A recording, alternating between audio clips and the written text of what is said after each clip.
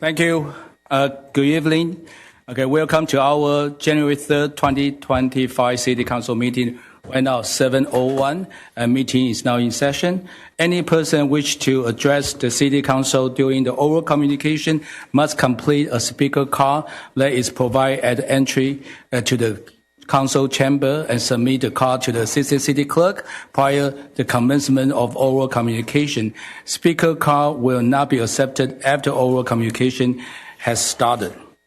Tonight, invocation will be led by Chaplain Carrie Dupay. You here? Okay, thank you. Okay, of West Covina Police Department, and Councilman Canto will lead us in the Pledge of Allegiance. And also, at this time, the Council and I would like to express our deepest condolence to the community of Bowen Park, along with the Bowen Park Police Department and the family of Darius Wong. Officer Samuel Riveros made the ultimate sacrifice while protecting the community on May 31st, 2021. Okay, after the Pledge of Allegiance, we have a moment of silence to have our prayer to the fallen officers and the family, and also the police department and the Bowen Park. We want to send our prayer to them. Okay, all rise, please.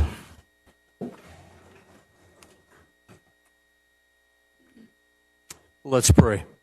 Heavenly Father, tonight we come to you and we look to you for your grace and your goodness and your mercy and your strength. Our hearts are saddened by what happened in Baldwin Park just the other day. And Lord, we do lift up the family of Officer Samuel Riveros and pray, God, for your comfort and your blessing and your strength to be upon them. Thank you, Jesus, that you said, blessed are those who mourn, for they shall be comforted. So we thank you for what you're going to do, not only in that family, but also in that community and in that police department. Father, tonight we pray your blessing on this council meeting. Lord, that you would anoint and give wisdom to the leaders that you have placed over us. And Father, that you would guide them by your Holy Spirit as they make decisions that affect all of us. Father, as well, tonight, Lord, we celebrate and we honor our new chaplain coming on board. And then as well, Lord, pray your blessing upon every man and woman who's serving tonight out on the streets here in the city of West Covina. Lord, that you would watch over them and protect them, both in the police department as well as in the fire department. So thank you, Jesus, for your blessing upon this meeting and upon the city of West Covina and upon all of our lives. In Jesus' name we pray. Amen. Amen. We invite all individuals with hats to remove them. Please place your right hand on your heart and follow my lead. I pledge allegiance to the flag of the United States of America and to the republic for which it stands, one nation, under God, indivisible, with liberty and justice for all. Please remain standing.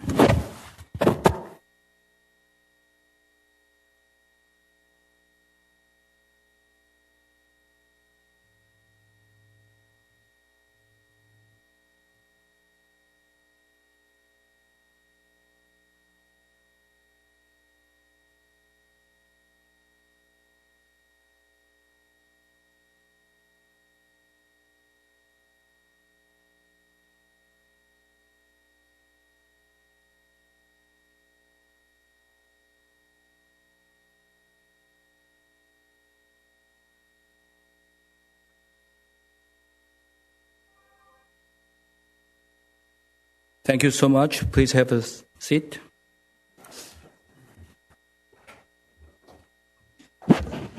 Assistant City Clerk, roll call, please. Good evening, Mayor. Councilman Cantos? Here. Councilwoman Diaz? Here. Mayor Pro Tem Lopez Viado? Present. Mayor Wu? Here. Councilmember Gutierrez is out this evening. Thank you. Thank you. And our city attorney, do you have anything to report out? Nothing to report, from the Mr. closed Mayor. section? Nothing to report. Thank you. Okay, tonight we have three presentations. The first one is Good Samaritan. Okay, it's really save life, and I want to see. Okay, they're always good people over here. Okay, always try to serve and do the great thing and to save life. And we want to have Pastor Richardson, would you come up to the front?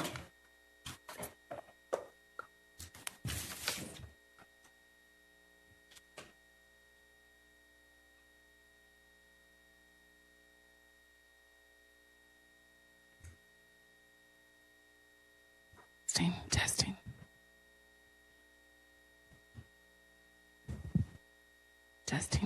Testing. And I think tonight, the first presentation, I want to present a recognition to two young ladies, okay, and they perform the ultimate, okay, and rescue some people in distress. I think something important. Any time somebody in distress, okay, always have somebody stand up and to help, and that's why we're here as a community. And I think, our pastor, maybe he can tell us what happened in the Mother's Day during your church, and all this good story. Go ahead. Well, thank you, Mayor Wu, City Council. It's an honor to be here. My name is Pastor Al Richardson of the New Beginning Christian Fellowship Church. And on Sunday, May 11th, Mother's Day, New Beginning Christian Fellowship Church was filled with families and loved ones celebrating the gift of motherhood and God's grace. Among the congregation was 84-year-old Aunt Ozzie B. Simpson, affectionately known as Aunt B, who made a rare but heartfelt decision to attend service alongside her niece, Sister Shondalyn Smalls, and her daughter. During worship, Aunt B experienced a sudden and life-threatening medical emergency. In a moment that could only be described as divine intervention, two visiting guests, Esther Moore and Carol Mosley, responded with swift and decisive actions. Without hesitation, these two compassionate and courageous women administered CPR, working together to help resuscitate Aunt B and sustain her until emergency services arrived.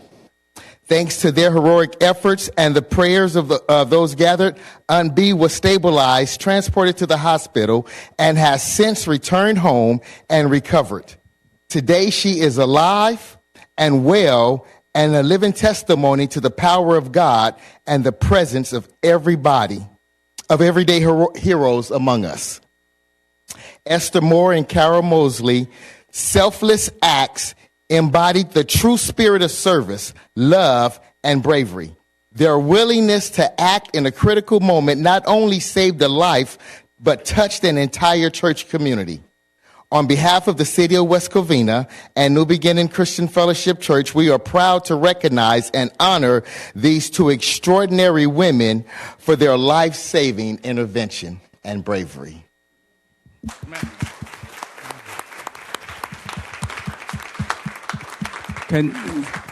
Pastor Richardson, can you bring the heroes up? Good evening. Carol, please come up. Esther. And then another one will be the Easter.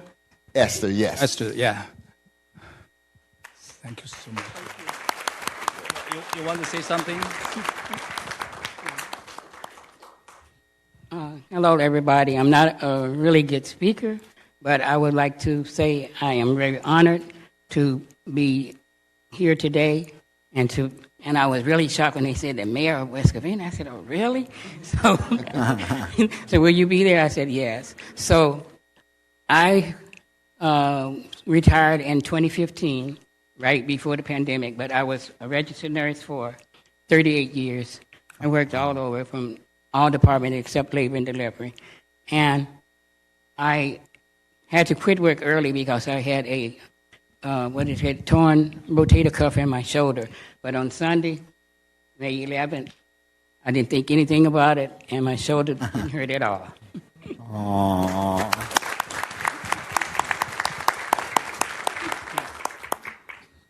Thank you. I just wanted to say thank you for this recognition, for this honor. Truly, I give all the praise to God for this.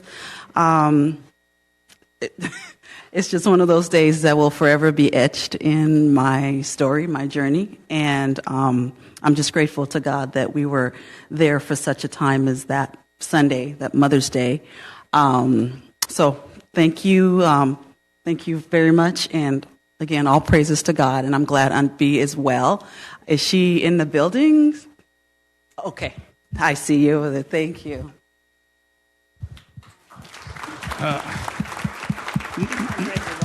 You cannot leave without get recognized. Okay, we have a certificate for you. That's why you're here. But not only the mayor of West Covina, we have a mayor of Long Beach. Okay, and he wants to say thank you to you guys because I think that is his aunt or his relative, and he wants to show his appreciation. And the mayor of Long Beach is a good friend of mine, so he said, "Hey, okay, can you bring the certificate to the church?" I said, "No, I do better. How about I invite them to be recognized in public? I think people should know all this good story, and that we helping each other as a brother and sister, and that's the most important thing. We are the community. We together. So can we, okay, put the Long Beach mayor? Okay, just go ahead."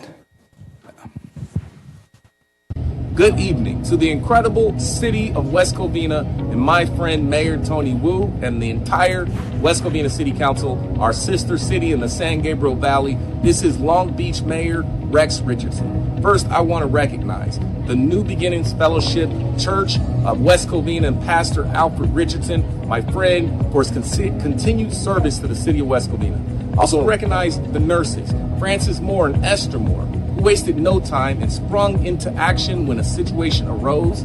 It was a Sunday service on Mother's Day when my aunt, Ozzie B. Simpson, founder of Charter Oak Day School out of Glendora, California, had a medical emergency. These two good Samaritans sprung into action, and because of their quick thinking, they saved the life of Aunt B.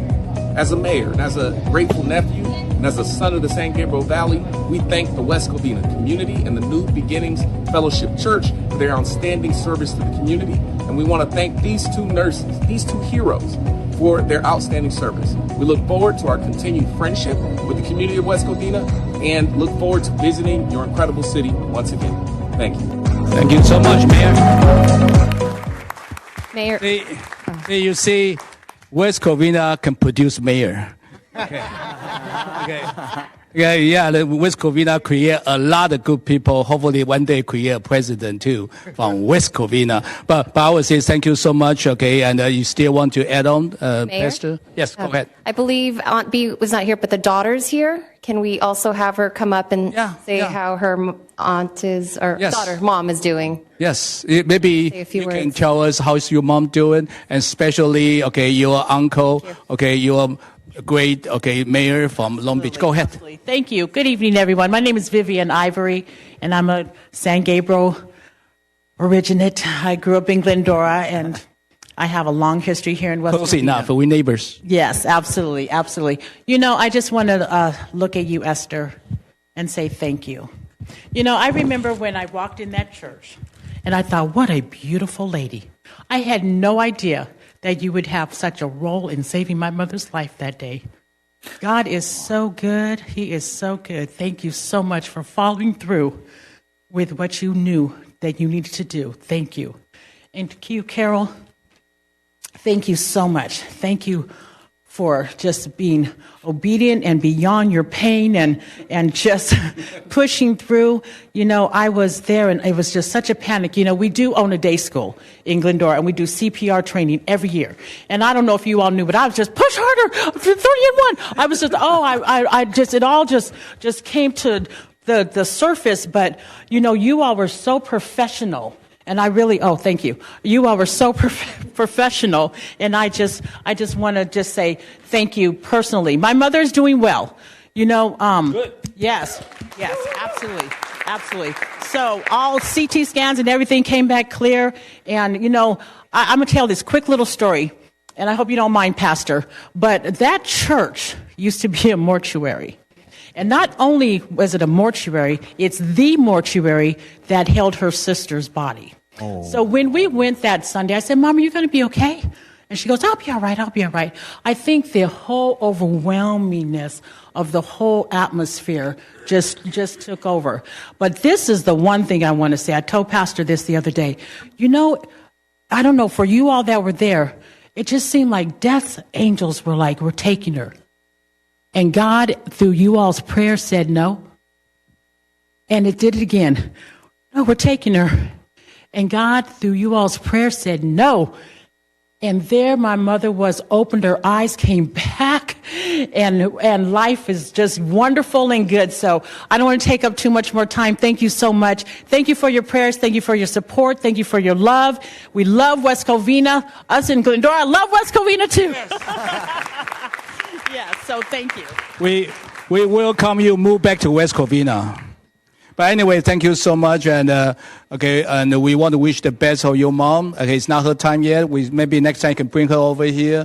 We will sing the happy birthday to her. Okay, so look like how much we love your family. But anyway, here we present the great city of West Covina. I have the recognition, the certificate for you guys.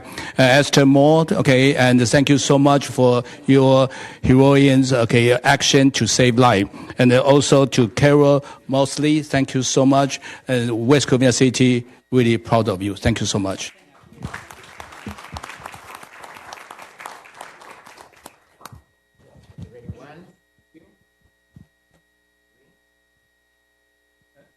And Tracy, you want to say something? Are you sure? Tracy Benjamin, right? Okay, you want to, the reason, Tracy is one of our West Covina residents. Okay, and I'm like a talk host, talk show host, I want to make sure everybody have a chance we have a better rating, So one thing is this, Tracy is one of our neighborhood watch, organizers for, I don't know, forever. 22 years. And for me, as a 10 years as a city council, I went to her place, enjoying all the feel and this and that. And she's such a running around. So Tracy, I know you in the church. You are the very important person try to put this church together. And the Pastor Richardson is one of the best on Glendora. It became our anchor beside the Historical Society and otherwise your church. Say something. Thank you, Mayor Wu. And we're here to celebrate life. We're here to celebrate each other and to embrace each other. And we are here to really celebrate Carol and Esther. That's what this is really about. Good Samaritans stepping up and doing the right thing. May God continue to bless you. May God continue to bless you, Pastor. New Beginning Christian Fellowship Church. Please join us for service at any time. God bless you all. Thank you. I went to the service. It's a very beautiful church and a lot of people, and I think people should go to take a look and join the ceremony and service. Okay, let's have a picture, please.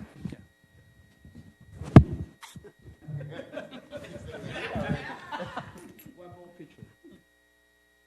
So much for the witness protection program. I know.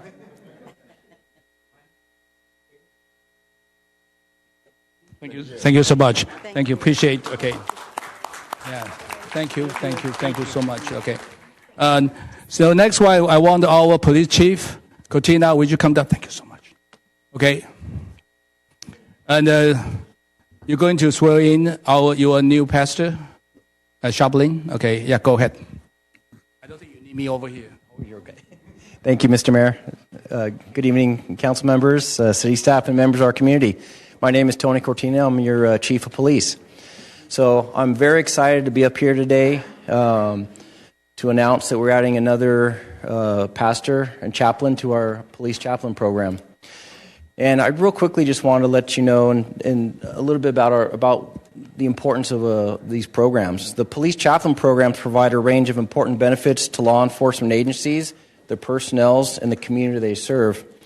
And in particular, police chaplain programs provide emotional and spiritual support for our officers, their families. They respond to critical incidents out in the field and provide emotional and spiritual support for families and loved ones of victims. And they play a real important role in community relations by serving as a bridge between police and the community. They participate in community outreach, events, and really important programs throughout our city. And police chaplains also positively affect the morale within the police department because they often sit and speak with our personnel, and they really make them feel supported and valued, and that's just tremendously important for us. And it should be noted that their service to all police departments and to the community is all on a voluntary basis. So I want to thank our chaplains for all they do and all they give. The West Covina Police Department has been blessed to have Pastor Kelly Dupay for the past 12 years as our chaplain. He's part of the WCPD family, and he's always been there in times of need for our department as well as for the community members. The role and work of a police chaplain is a lot for one person to handle, and because of that, we've decided to make the program even more effective by bringing on a second police chaplain. And at this time, I'd like to bring up Pastor Kevin Iuarte.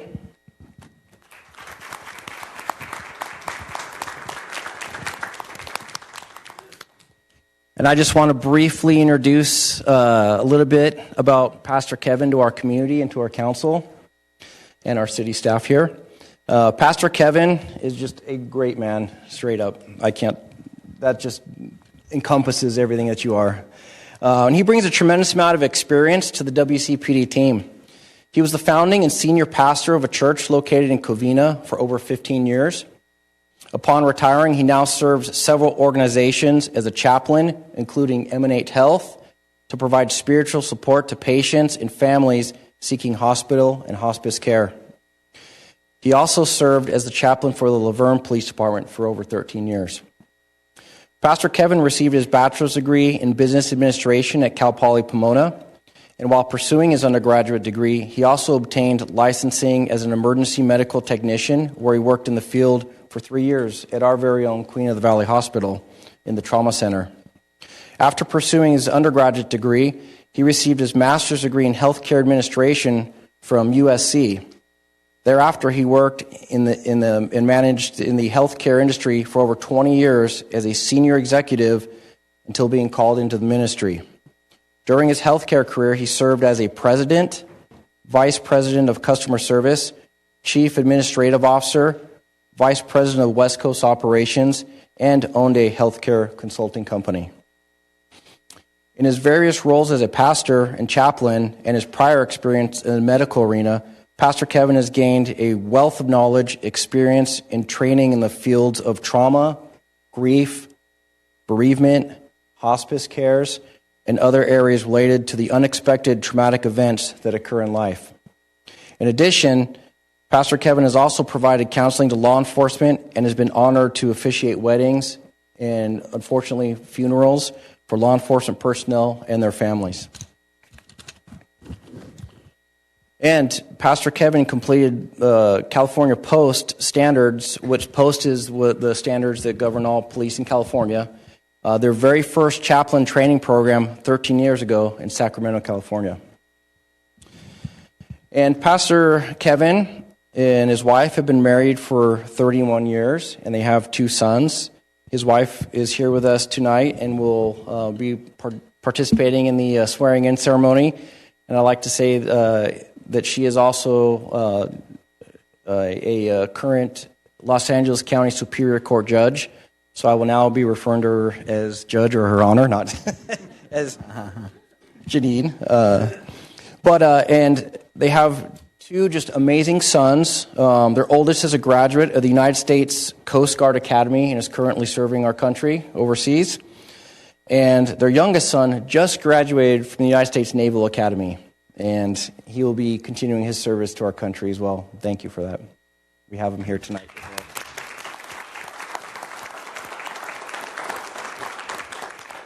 So lastly, I'd like to say that supporting law enforcement and those serving the military and their families has been a long passion and a calling for Pastor Kevin, and we're very excited to bring you on. So thank you very much. Thank you. Judge, at this time, I'd like to have you come up. She makes me call her too. So at this time, maybe you can stand right here. If you stand here, I'm going to go ahead and recite the oath that you will repeat after me. And afterwards, the judge will pin the badge on Kevin. I said it only works if you stab him with it once. Just kidding. So at this point, we'll begin. You raise your right hand and repeat after me. I, Pastor Kevin Iuarte. I, Pastor Kevin Iuarte. Do solemnly swear. Do solemnly swear. That I shall faithfully and impartially serve as chaplain. That I shall faithfully and impartially serve as chaplain. of the West Covina Police Department. of the West Covina Police Department. I will, to the best of my skill and ability, I will, to the best of my skill and ability, commit myself to live commit myself to live according to the highest ideals of the department according to the highest ideals of the department, and will uphold and enforce the Constitution and guiding principles and will uphold and enforce the guiding principles of the Constitution of this organization at all times. of this organization at all times. I take this obligation freely, I take this obligation freely, without reservation, without reservation, and with a sincere heart, and with a sincere heart, committing myself to faithfully discharge committing myself to faithfully discharge the calling and duties the calling and duties of a West Covina Police Department chaplain. of a West Covina Police Department. So help me God. So help me God. Congratulations.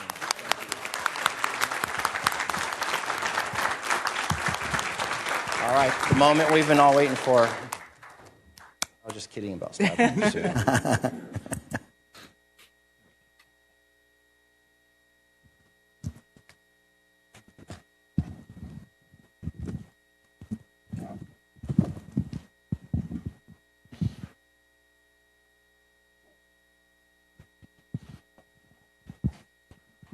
That looks perfect. Did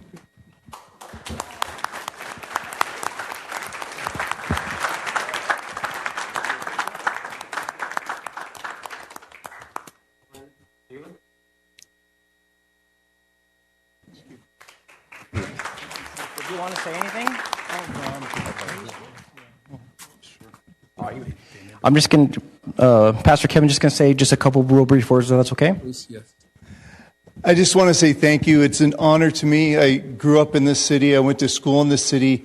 And it's an honor to give back to the city now in this way, not only for the officers, as you know, who have a very difficult and stressful job, but for all the people within the community as well. So thank you for welcoming me, and I'm truly honored and blessed to be a part of the amazing West Covina Police Department family. So. Very well said.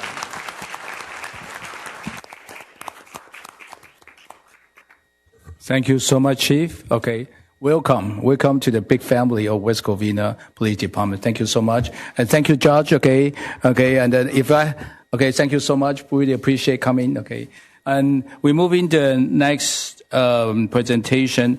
And this one is about building division community update and milestone. I think a lot of people talking about how we improve our city service. Okay, we need to improve our city service. Okay, and I think that how can we improve our services? Can we don't close our city hall so people can apply?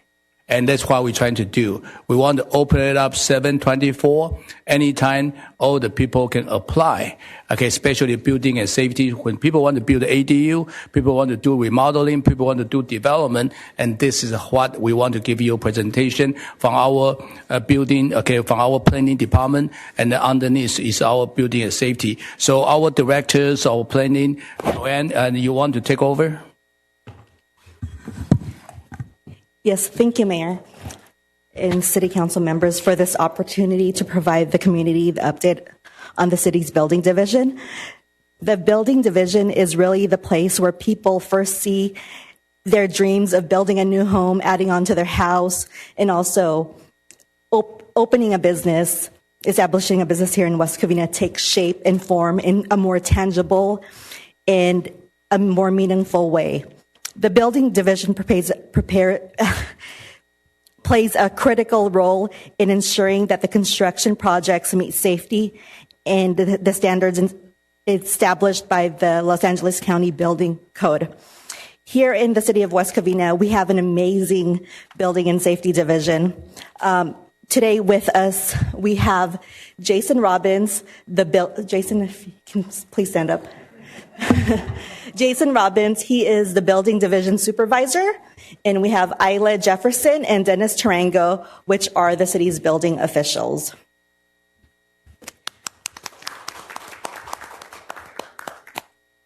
And tonight, we also have Melissa DeMercy. She will go ahead and deliver the presentation. She will go over the building division process and present the milestones. Go ahead. Thank you so much. Good evening, Honorable Mayor, Mayor Pro Tem, and City Council members. On behalf of TransTech, the Building Division, and of course under our Deputy Director, Joanne Burns, we're really excited to be here and present all of the amazing things happening in your Building and Safety Department. And as Joanne mentioned, my name's Melissa DeMurcy. I'm one of the principals at TransTech, and with me to answer any questions at the end, we have your really core Building and Safety Supervisor team and building officials that is serving West Covina every single day. And with that, we'll start on the first slide. So this first slide really gives an overview of your West Covina Building Division, and which operates under the Community Development Department. And the Building Division is responsible for ensuring safe, code compliant, aligned with state and local regulations. So in essence, it issues permit issuance, plan review, and building inspections. We take pride as the building department oftentimes being the first point of contact for a lot of residents, community members, or applicants in the city, which is why everything we do is customer service oriented and focused. Whether it's answering questions in person at the counter, walking someone through the plan review over the phone or email, or offering 24 hours a day, 7 days a week access to our online portal where applicants can easily upload their plans from anywhere, anytime. And I get into a little bit of detail of how that works. We've included a screenshot of what that webpage landing looks like on the city webpage. And underneath is a direct link to the Building Division. And all you have to do is click there and it guides you through all of the process. The Building Division plays a critical role in the development within West Covina. In this next slide, we really wanted to highlight what those core services are and how applicants in the community can reach out to the Building Safety Department. We really wanted to make this customer service easy and not overwhelm applicants as they go through and navigate the process. All this information that I'm sharing is easily accessible online on the website. Inspection requests. Really simple. When a project is ready for inspection, all applicants have to do is call the Building Division number, 626-939-8425. At minimum 24 hours in advance, schedule their inspection, and our inspectors go out and make sure that the project moves forward and is in code compliance. We have the permit counter. Whether it's permit questions, status updates, or general guidance, our staff is available in person, email, or by phone. City Hall, the counter is open Monday through Thursday, 7:30 a.m. to 5:30 p.m. But oftentimes you will see those email responses happening outside of those hours as well. And again, it's often that this is the first touch point that an applicant, resident, or community member may have with the city of West Covina. So it's really important that our department strives for clear communication, really friendly customer service, and efficient and supportive process through it. The city offers 24/7 online plan submittals, allowing applicants to upload plans anytime from anywhere. It's a streamlined process. Our goal ultimately is to support safe, successful construction in West Covina while making the process easier and more efficient and more user-friendly. In this next slide, I go into a little more detail of what that looks like in terms of virtual. It highlights West Covina, with your leadership, is really leading the way in modernizing the permitting process, making it easier and more accessible for our community.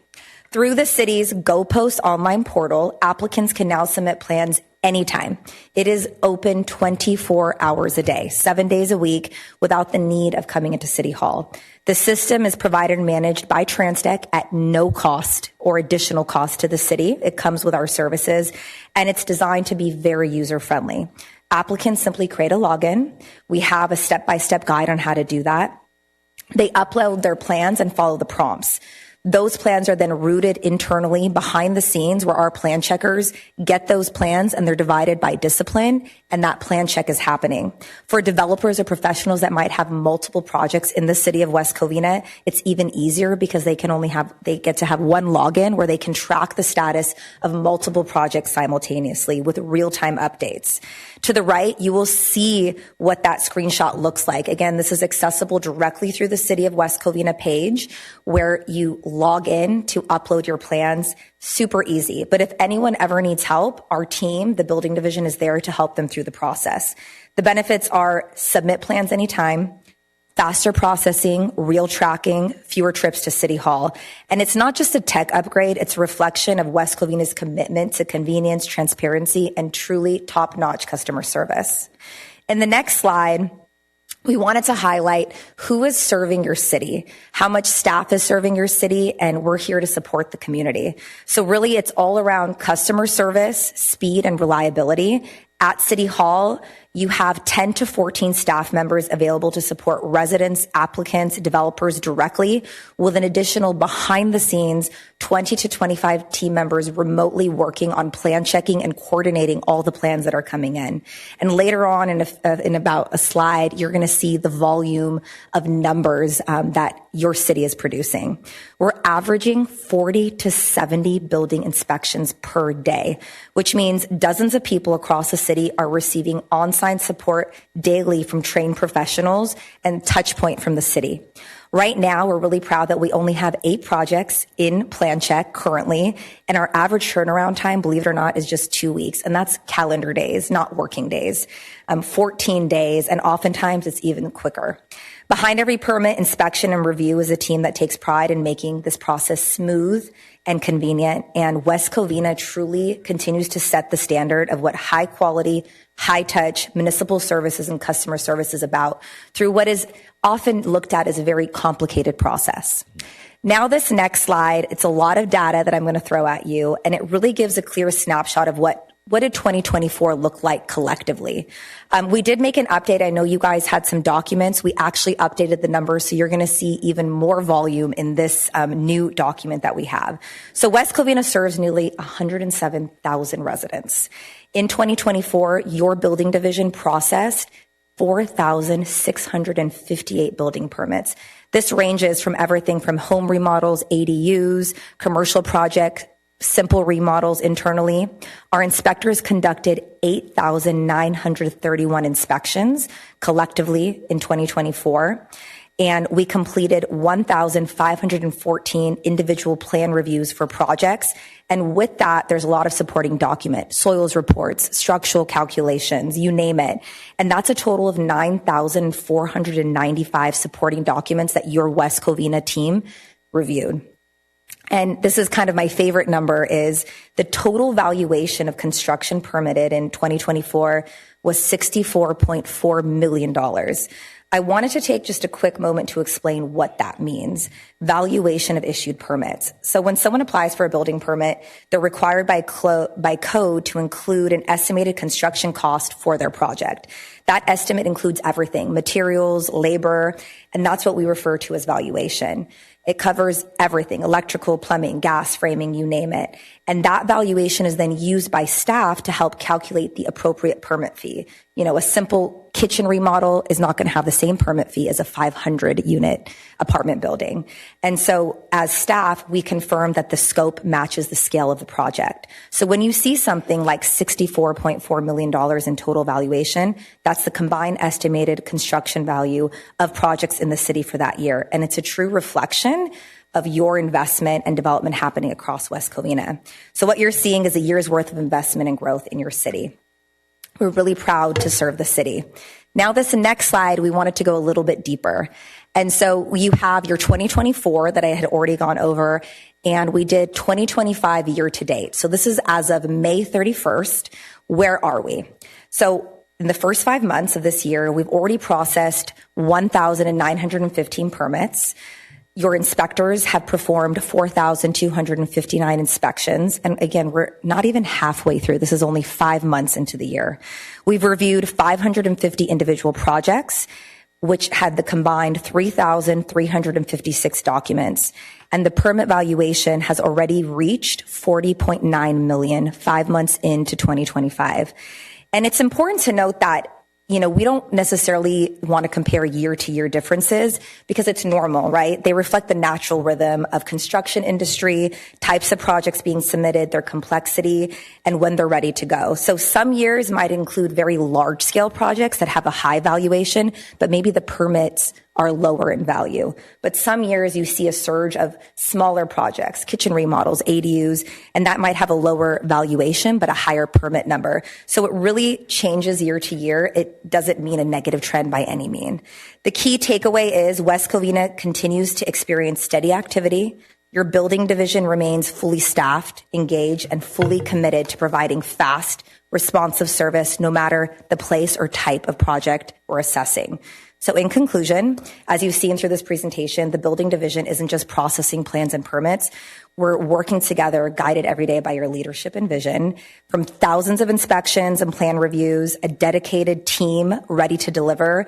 And here in 2025, we're already at pace to really exceed the previous valuations. A lot of great projects are in the pipeline right now. And again, I wanted to emphasize 24 hours a day, 7 days a week, any applicant, any homeowner, any resident, any developer that is doing construction in the city of West Covina has access to upload their plans at the comfort of their home, in their office, abroad. On behalf of our team, we thank you for this opportunity to present this, and it's such a joy to work together in partnership with the city. Any questions, myself and our team is here. Okay, and the City Council, anybody have any question? Ollie, are you happy?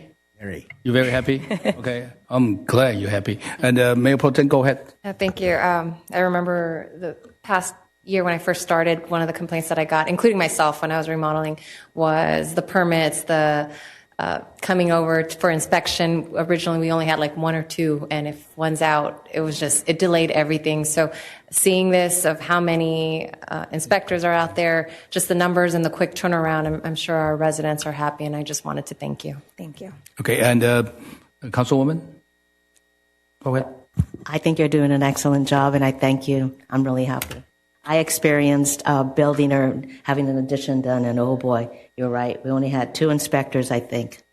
Yeah, okay, Aldi, you want to say something? Or otherwise, I want to say something. Okay, I want to say thank you. And the reason I request this presentation because the customer service is very important. Okay, we're doing the customer service business. Okay, we have so many, our residents want to remodel their home, they want to do ADU, and we want to make sure, okay, we accommodate and make it.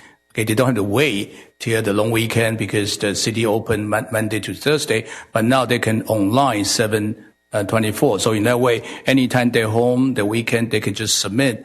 And I remember when one time I want to build a garage, I give up because it's too expensive. But I remember, okay, I delay and I didn't pay the extension. They call me at Sunday, say, excuse me, are you still want to do your garage extension? And I say, no, I give up. He said, oh, thank you, sir. Are you sure? And this is a great customer service. During the weekend, they calling me and want me to say, are you still want to do your project? And that is impressive. Okay, meaning that even during the weekend, try to ask the resident, okay, about you want to do your project or not. And I think this is what 7/24. The only question I have is, can people pay the fee online? Not yet, right? I'm going to divert that question over. Can the fee be paid online? Can we pay online? The fee, because if you don't pay the fee, they will say, okay, and the projects cannot be moving because you have to pay the fee first. Yeah, go ahead. Yes. You want to get closer to your mic? Yeah. Yes, we do invoice the payments online. You do actually not have to come into the city at all to process your project.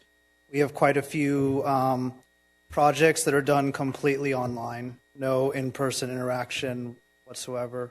Our staff will send an invoice with the fee amount, and they'll also send a link of where you can pay online by credit card. So they don't have to come to the city hall, go to the finance department to pay the fee. But this fee will go to our city finance, right? Yes. Not going to your pocket, right? No. I want to make sure the fee come to our city hall.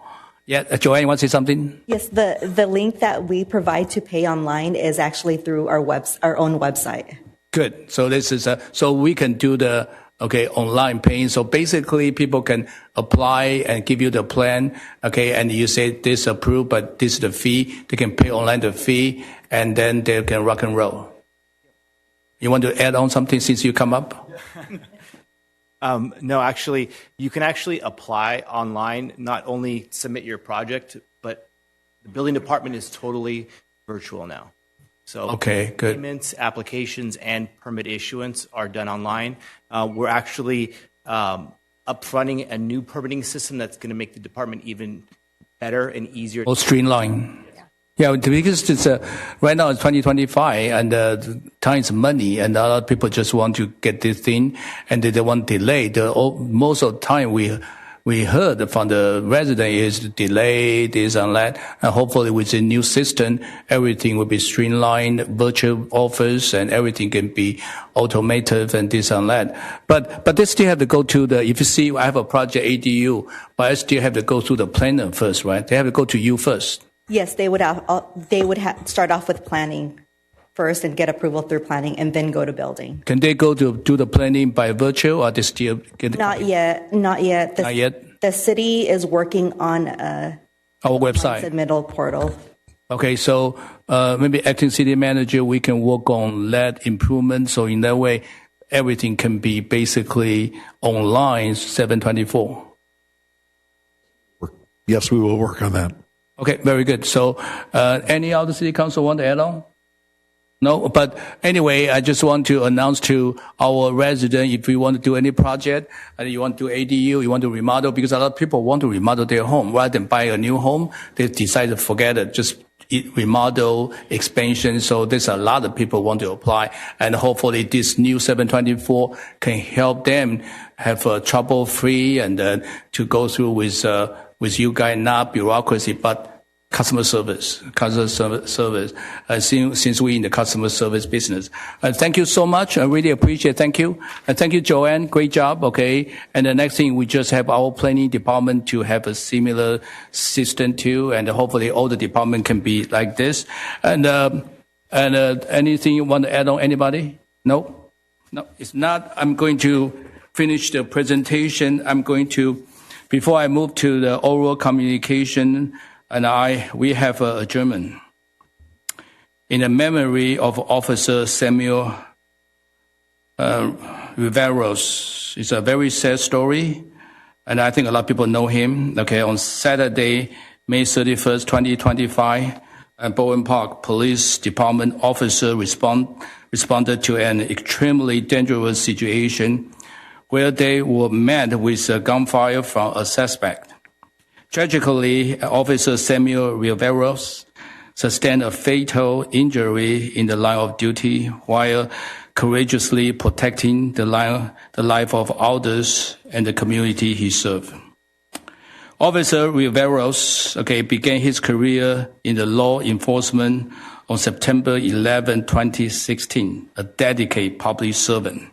He was a member of Bowen Park SWAT team and served as a field training officer. Outside of his duty, he loved snowboarding and cheer on the LA Dodgers. He is a loyalist of a Dodger. He's a Dodger fan. With a heavy heart, we stand in the solidarity with our neighbor city of Bowen Park and their police department as they mourning the loss of a hero. We extend our deepest condolence to the officer Riveros' family, friend, fellow officer. His sacrifice will never be forgotten. We honor the memory of those who have made the ultimate sacrifice. Thank you for your service. Officer Riveros, you will never be forgotten. This Friday, June 6th at 7:20 p.m., there will be a candlelight vigil for the officers, Samuel Riveros, at the Bowen Park Police Department at the Fountain area. If anybody have time, if you can show up to show your regard, please show up. Okay, and this is very sad. Okay, and one of police officer and try to protect the resident and sacrifice and for the resident. So our condolence to the family, to the city, the police department. So we move to the oral communication. We will now to the oral communication.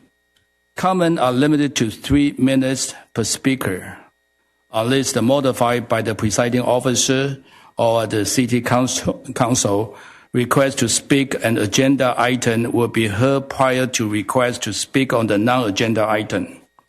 Members of the public may not engage in the behavior that is disrupted to the orderly conduct of meeting, including but not limited to speak off topic, speaking beyond the speaker's allowed time limit, making slanderous of a profane remark, or using loud, threatening, or abusive language which disturb, impede, or render invisible the orderly conduct of the meeting. Members of the public may not threaten any person with a physical harm or act in manner that may reasonably be interpreted as an imminent threat of physical harm. When you hear your name being called, you may sit in the front row, designated public speaker, and the time will start when your name is called. And Assistant Clerk, how many speakers we have? We have 8 speaker cards, Mayor. Yeah, go ahead. Our first speaker is Jim Grivich, followed by Christina Larios, followed by Alex.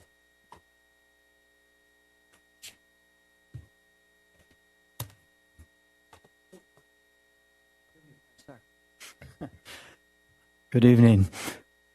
I'm here to speak as a member of the Audit Committee. First, I would just like to say the word audit means to hear or to listen. And I'm asking this council to listen to the residents of this community. The city has held 2 workshops now, budget workshops, and I was impressed with the number of people that showed up to these workshops, a lot larger than it has been in years past. And a lot of the speakers were very articulate about what they felt the issues were with the way the city is using its money. I'm not here to talk about what they said, but I am asking that the city manager arrange for the city council to be exposed to the issues that the residents raised, and the city council consider those issues. In years past, when folks got up and talked about what they thought was important and not important, they tended to be ignored. And I'm hoping this year that won't be the case. And I'm just going to give one specific example, one thing that I've said over the years that I think has been kind of ignored is something the state auditor has said in 3 separate audit reports, which is that the city does not attempt to get best value out of its contracts. And on tonight's agenda, there's a fireworks contract. The amount of money isn't important. I think it was like $38,000 or something like that. What was important about that was there was no attempt to see if another good price was available. Why? Because the process wasn't done appropriately. When you go into a car dealership and want to buy a car, you don't just accept what the car dealer tells you the price is. You know, if you know what you're doing, try to get a better price. The city doesn't seem to understand that and doesn't do it when they're doing their contracting. And to buy fireworks, you have to start a whole year ahead, and the city's never done that. So they end up with paying high price for basically one bidder at the last minute. And I'm just using one example because it's on the agenda tonight. And a lot of your budget problems would go away if you actually paid attention to the Thank you, Jim. Thank you. Appreciate it. Our next speaker is Christina Larios, followed by Alex, followed by Michael. Good evening, Mayor, Mayor Pro Tem, council members, staff, and residents of West Covina. I'm Christina Larios. I am the acting library manager for the library, and I'm here to talk about our summer events. June 1st, we started our summer discovery program. We have programs for all ages, and you can read and earn prizes for your reading. We have events for children on Wednesdays at 2 p.m. Magic shows coming. We have a magic show coming up on Wednesday, June 18th, and for adults this month we have our book club, and the featured book for adults is a Funny Story by Emily Henry. We have a program for teens coming up on Wednesday, June 11th. It's tissue paper flowers. We have a lot of programs for all ages, so we encourage everyone to join us and have fun this summer reading. Thank you. Thank you so much. Next speaker, please. Next speaker is Alex, followed by Michael, followed by Luis Castaneda. Good evening, Honorable Mayor and members of the City Council. My name is Alix Politana, Project Coordinator at Behavioral Health Services, Inc., which is a nonprofit organization serving communities across LA County. I'm also a member of the Smoke-Free West Covina Coalition, which includes local residents, community organizations, healthcare professionals, and local businesses. Our coalition serves as a unified voice advocating for a smoke-free city, specifically focusing on protecting public outdoor spaces and engaging the community through outreach and education. Over the past few years, our coalition members have been active by conducting surveys, tabling at community events, and hosting town halls and educational presentations. Speaking of presentations, I wanted to invite you all and the community to attend our upcoming presentation on the harms of secondhand smoke in outdoor areas. It will take place at West Covina Library on Friday, June 13th at 11 a.m. We'll be discussing the health risks of secondhand smoke from both tobacco products and e-cigarettes, as well as the environmental impact of tobacco litter. We hope you will join us in creating a healthier, cleaner West Covina for all residents. Thank you for your time and continued service to our community. Thank you so much. Next speaker, please. Next speaker is Michael, followed by Luis Castaneda, followed by Rafael. Michael?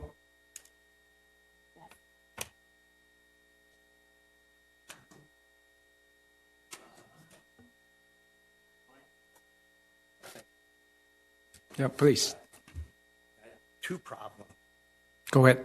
I bought a building here, and could you have a mic? Okay, thank you so much. I bought a building in West Covina. I did a 1031 exchange, and 4 years later, I found out I was supposed to have a business license, which I guess I didn't know that when you rented out a building, you had to have a business license.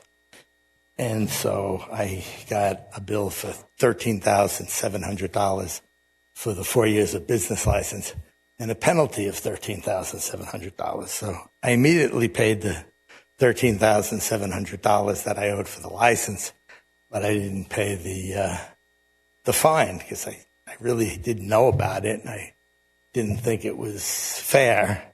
But anyway, it's gone on and on. The fees have gone up to $34,000, but now for some reason, this last one, I think, says that I only owe $20,000. And all these are fees for not having paid the first ones on time. And I just think it's, I'd get phone calls from some company and I'd explain it to them. And I thought when I got done with them that everything was okay. And then a few weeks later, or a month later, I get another bill with the penalties, and it goes on and on. And then there's a second issue that I have is this building that I own is in an area that they now want restaurants, mortuaries, churches, all types of buildings. And it's a big concrete dry cleaning building.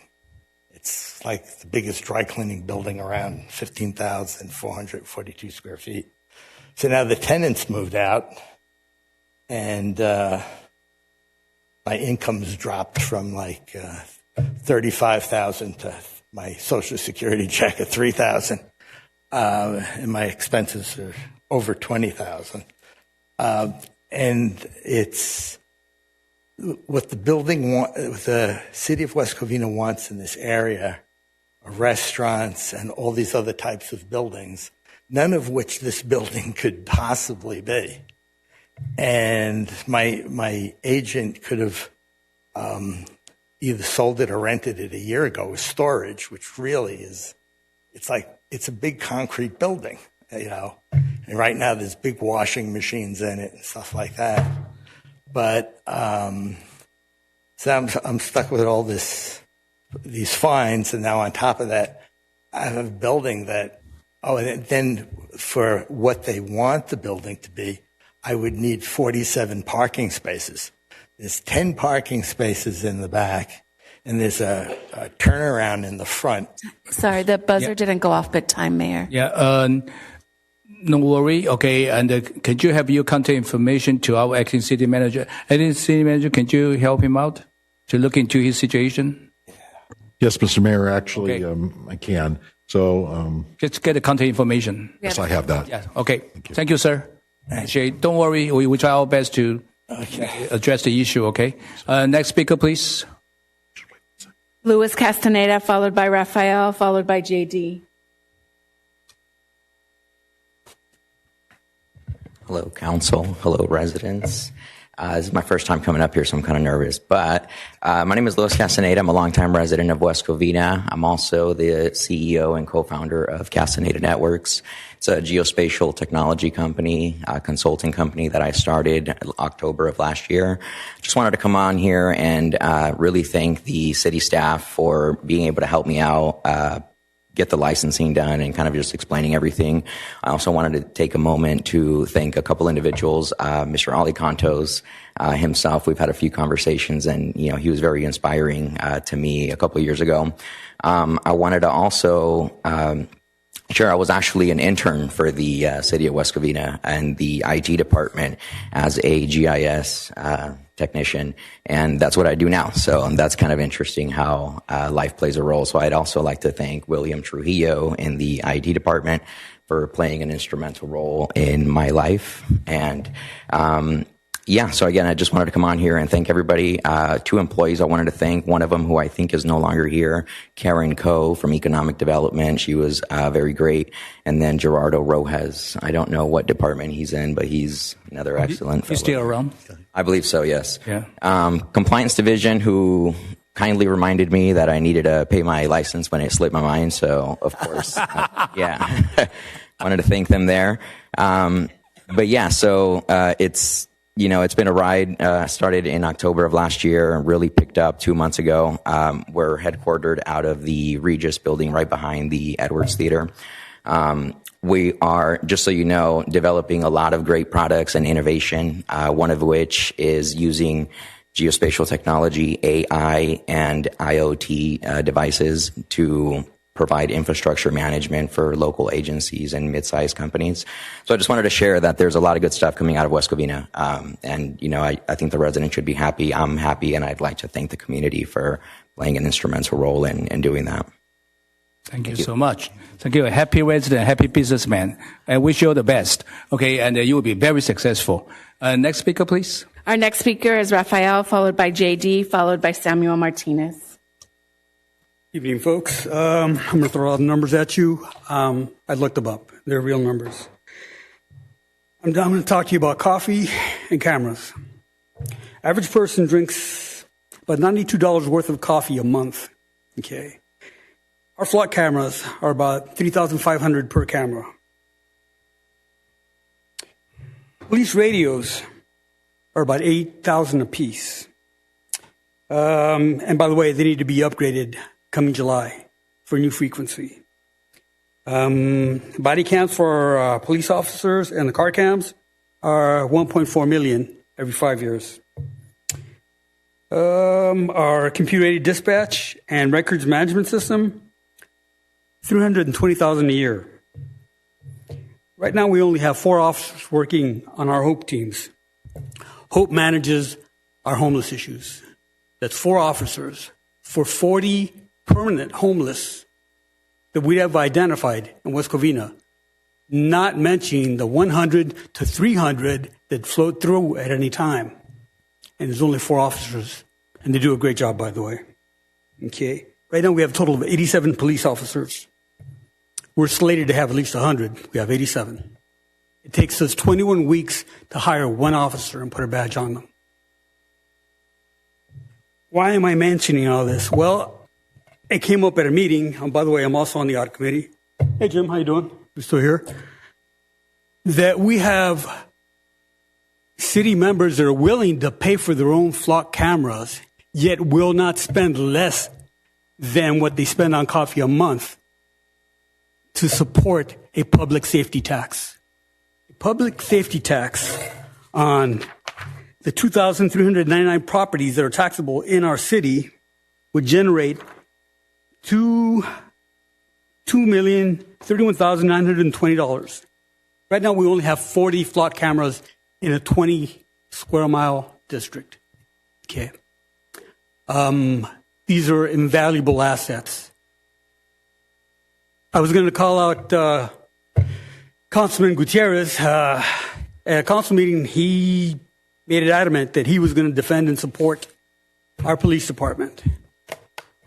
So I say, Council, are we going to treat our police the way we treat our veterans? We're going to love them when they're fighting for us, love them when the cameras are on, but we're going to forget about them as soon as that's over? We need a public safety tax. Every other city around here has one. We're the only one that doesn't.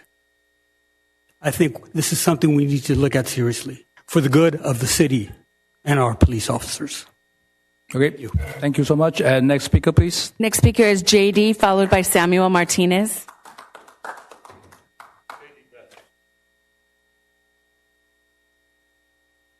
Pastor Samuel Martinez.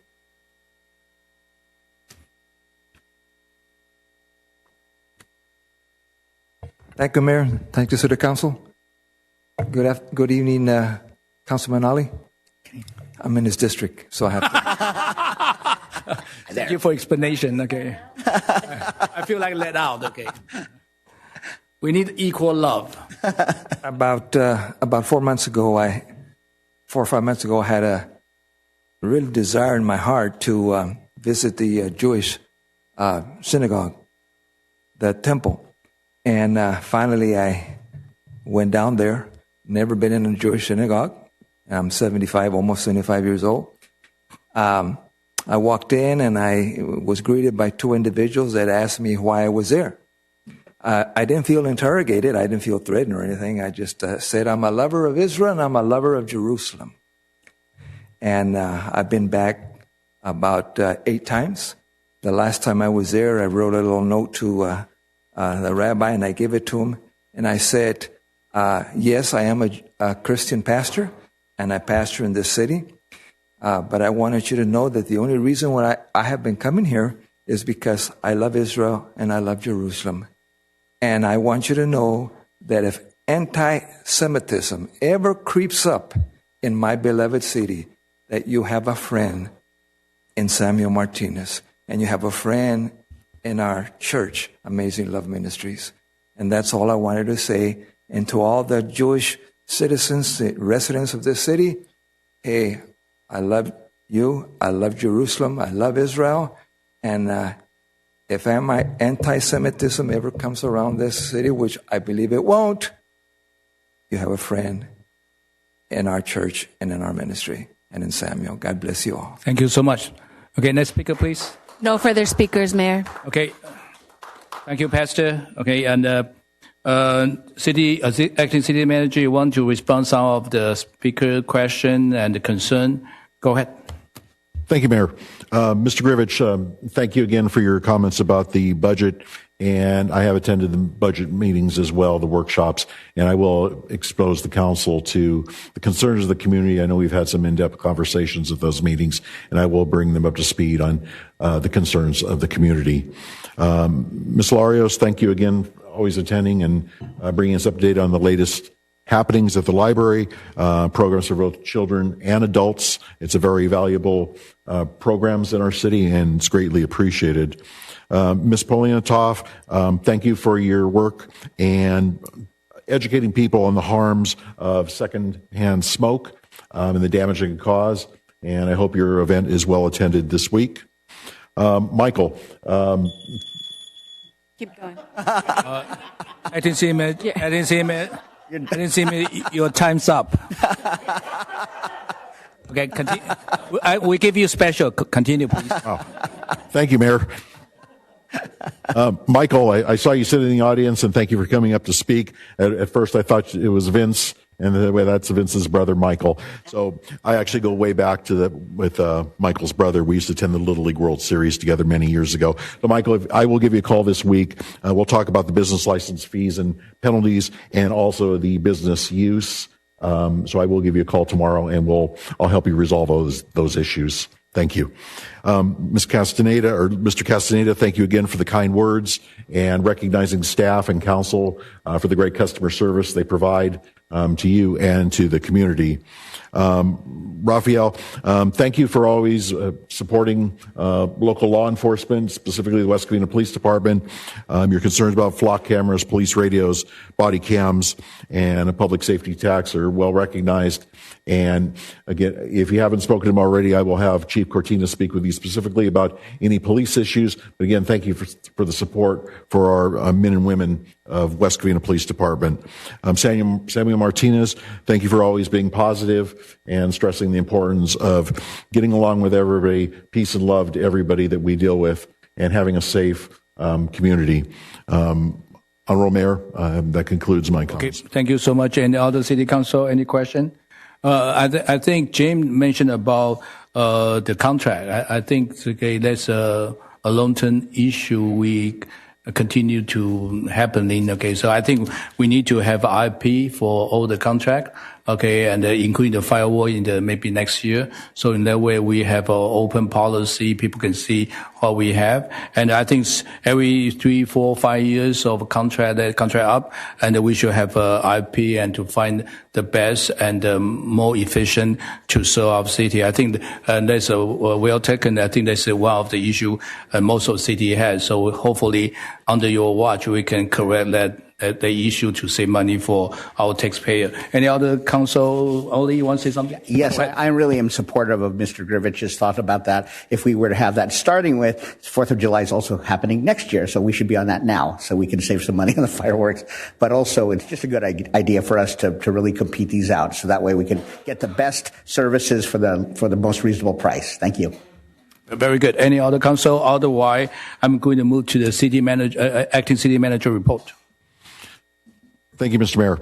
I'll start out with our Memorial Day event, 2025 Memorial Day ceremony. The city's held its Memorial Day ceremony on Monday, May 26th at 10 a.m. in front of the Veterans Memorial in a courtyard at our West Covina Civic Center. The event featured Memorial Day speech from Mayor Tony Wu, guest speakers, live entertainment provided by Celestial Assembly, and a community luncheon. The Veterans Memorial also received an update. 3 honorees were added just in time for Memorial Day with the assistance of former West Covina Mayor Lloyd Johnson and the West Covina Historical Society. These new additions were verified to have been West Covina residents who served in World War II. These honorees are William Thomas Lang, Jack Wilton Wilkie, and Hobart Cushman.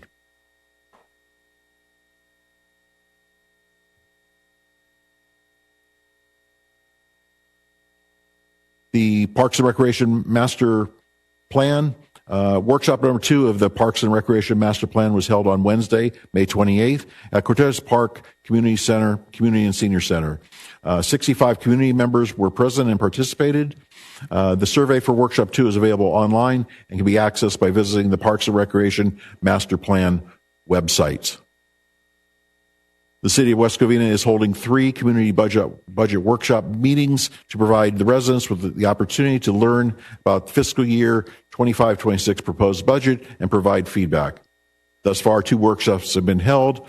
The first here at City Hall on Thursday, May 29th, and the second was held Monday, June 2nd at Shadow Oak Park Community Center. The third and final community budget workshop is scheduled for Thursday, June 12th at the Palmview Community Center. Highlighting a little bit of the good work that's happening out there, our Public Works crew in the Paseos. Last week, members of the Public Works team repaired the sidewalk in the Paseos, lifted section of concrete, and other hazards were addressed in order to prevent injuries and claims. Sidewalks repairs continue to be a priority for the city. Public Works and our weed abatement. Several medians throughout the city are currently undergoing weed abatement. The pictures in the slides depict the work which is being done and performed by Brightview Landscaping Services. Red curb and striping. Last week, Public Works addressed red curb and striping of crosswalks and repainted worn and faded sections. Public Works will continue to repaint over the course of the next several weeks. A little bit on our pavement management plan update. The pavement management plan, referred to as PMP, was adopted by the City Council on February 20th, 2024. The PMP assesses all roads within the city and guides the rehabilitation plans. Zone 6 is construction is being completed and with the notice of completion to be brought to the City Council in the summer of 2025. Zone 6 covers the area between Glendora and Lark Ellen, south of the 10 freeway. Zone 12, completing design and going out to bid for construction in the summer of 2025. Construction anticipated to start for the fall of 2026. I'm sorry, fall of 2025 also. The Los Angeles County Department of Animal Care and Control will be participating in California Adopt a Pet Day on Saturday, June 7th. As part of this statewide effort to promote pet adoptions, adoption fees will be waived for all animals at all 7 county animal shelters. This includes spay, neuter, and microchipping. Some of our upcoming events. District 4 Community Meeting will be held at West Covina City Hall from 4 to 6 p.m. on June 11th.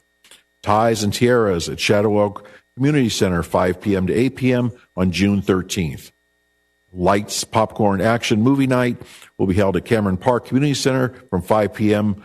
to 8 p.m. on June 13th. And the Summer Concert Series on Wednesday nights. Soto Band on June 18th, continuing through July 30th, 2025. And that concludes my City Manager report for tonight. Thank you, Acting City Manager and all the City Council. Yes, Mayor Protem.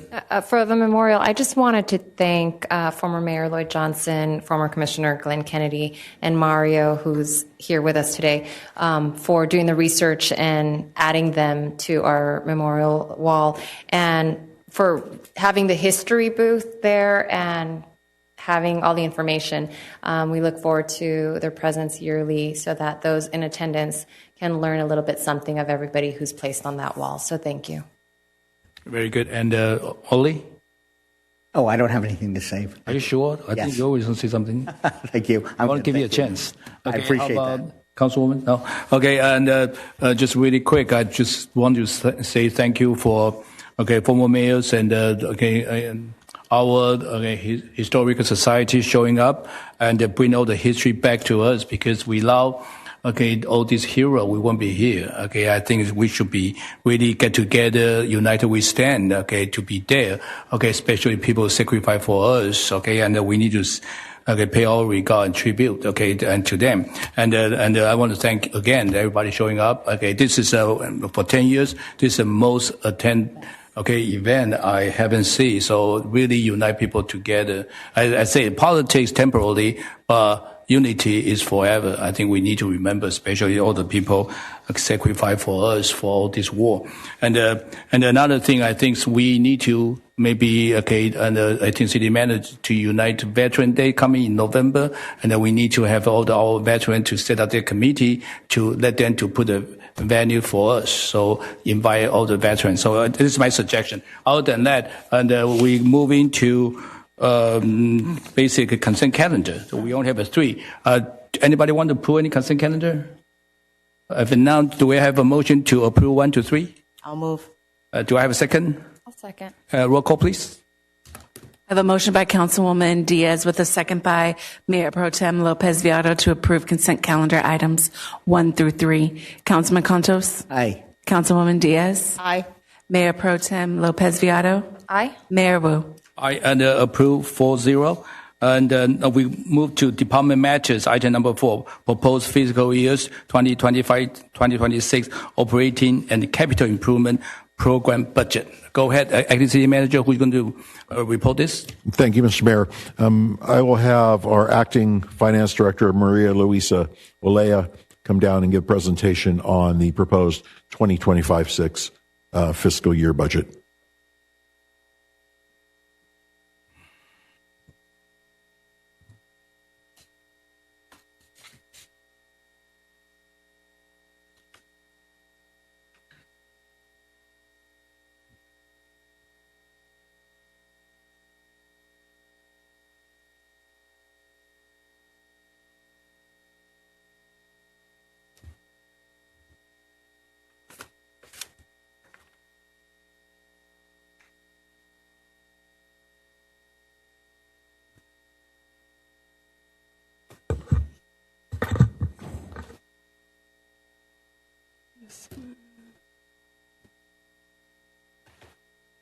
Yeah, go ahead.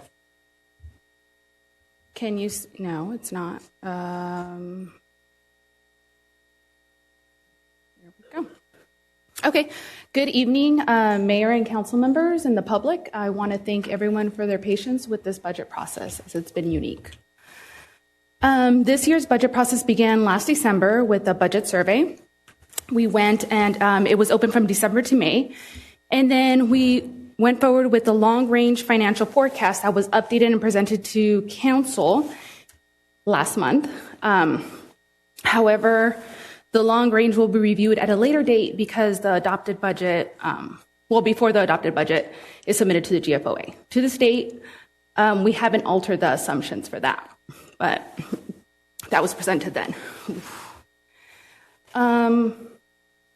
Then we have the proposed budget that's submitted today, and then the budget adoption that is scheduled for June 17th, so that we have it for July 1st, the budget. Revenues for all funds combined is over $144.2 million, and property tax remains the city's largest revenue source, followed by sales tax. Total expenditures is $156.1 million, and this is a high-level review. You can see here, like I have the charts, it's property tax, sales tax, and then we have the expenditures that most are salaries and benefits. Most of the budget is made up of 76% is general fund budget. So here is where I wanted to present and focus on general fund. We have the net change in fund balance for about 2 years ago. That was a deficit. And then in 23-24, there was a slight surplus. This is actuals based on the financial statements.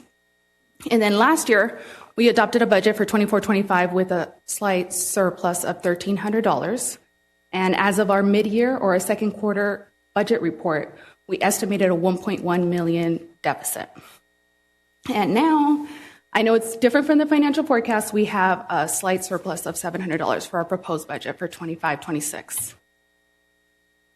This is our changes in general fund balance. This chart displays changes to fund balance over the past 7 years and what it is proposed for fiscal year 26. The fund balance spiked to $25 million, as you saw in our financials for 2021, for the fiscal year end 2021. $24 million in 2022, and it's estimated to level back down to $21 million in the current year and the proposed budget, so it'll stay leveled. The budget has been designed to continue to adequately maintain the city's reserves, and I know we also went with our fund balance policy in February, and the council adopted an 18% reserve, which was a product from our state audit. And so now we are requiring an 18% reserve that's adhering to the fund balance policy that you have adopted. So we've adjusted to that, and we do believe we'll stay within those means as well, and we have, even with our 25-26 proposed budget, which is larger. This is a different chart. I know I had a different presentation, which I ended up liking a lot for the budget workshops, but I had this already presented to you and submitted. But this is the general fund revenue. We're projected to be about $96.3 million. And this is an increase. I said revenues, right? Yeah, revenues. And then this is an increase. It's a 5.5 overall increase. Most of the increase, it's about 2.7 million more, and this is where I also mentioned in our last meeting where I increased sales tax quite a bit. It's 2.7 million more, which is 11.2 more than last year's adopted budget. But it's only 2.4 million, 2.4% increase from actuals from 24-25. So like what we're estimating. And so it pretty much, based on our HDL, like our consultants, they have pretty much presented that we will be leveled for sales tax. I have a pretty consistent or leveled increase for all the other revenues as well. One thing I did want to note, I already had submitted this, of course, but there was also discussion about Prop A.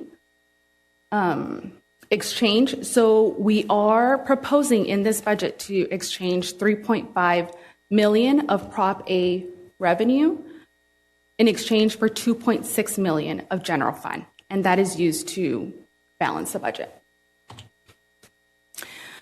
Okay, so we go to general fund expenditures.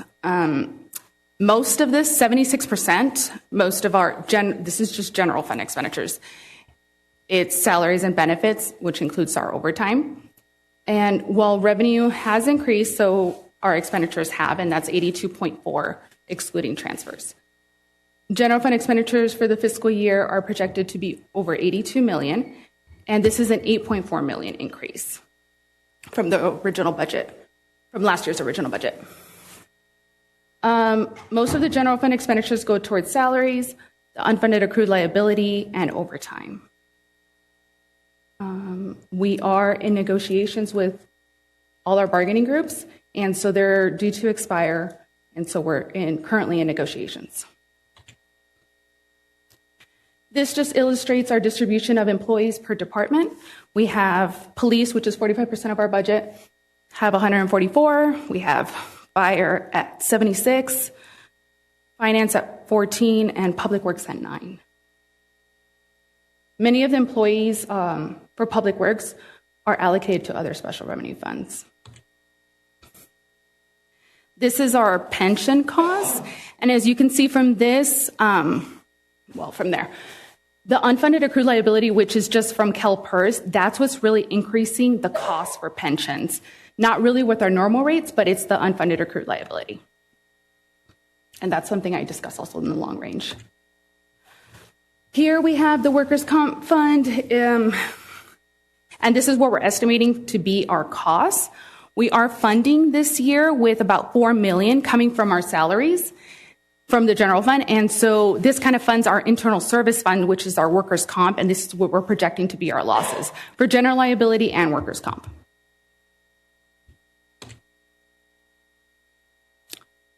On the route, for general liability and workers' comp, this is also the liability claims, and this is as of last year based on our actuarial.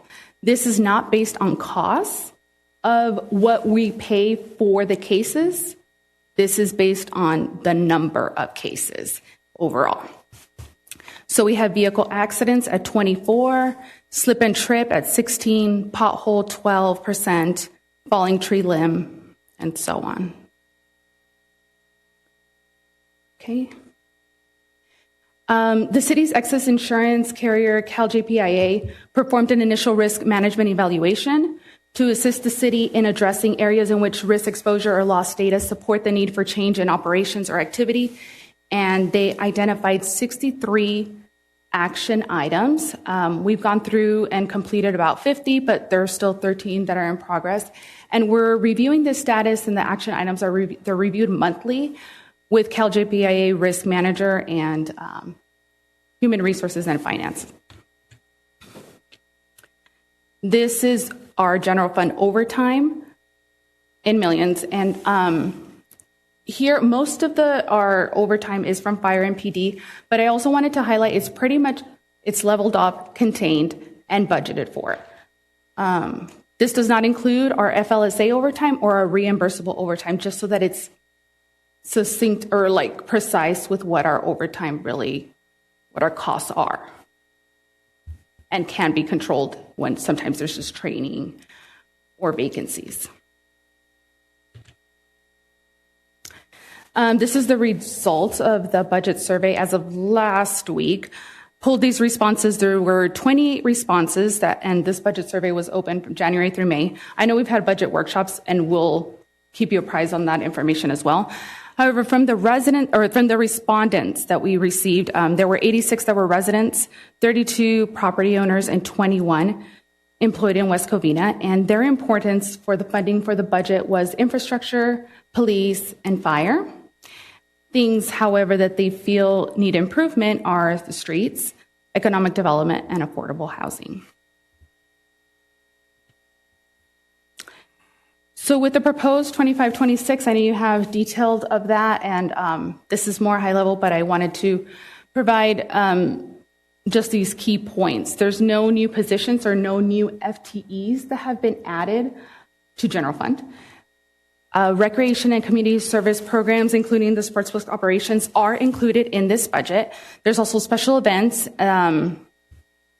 that have been included in the budget and more aligned with actuals, the trending actuals. We have quarterly newsletter and the tree trimming and landscaping maintenance. That's also included in the budget. Other considerations, and I know this will probably go in line with a lot that we've discussed in our budget workshops. We have included Sportsplex, which is a different fund, but it's still, if there's a deficit in that fund, then general fund will have a transfer there, and this is what we're having approved based on the budget, and you'll see that in the detail of the proposed budget. Staff is evaluating opportunities for the complex to be self-sustaining and increase the local sales tax base, though. However, there still is a projected deficit for now. The health department, there are no new revenue and expenditures for the health department for the next fiscal year, which I know is also a hot topic during the budget workshops. And then we have the chamber. We have also not included any expenditures for the chamber for this proposed budget. Okay. So capital improvement plan. There's details on that in the budget. However, I've proposed, well, after discussion, and we have several discussions, we have about $12 million that we're proposing in new projects for fiscal year 25-26.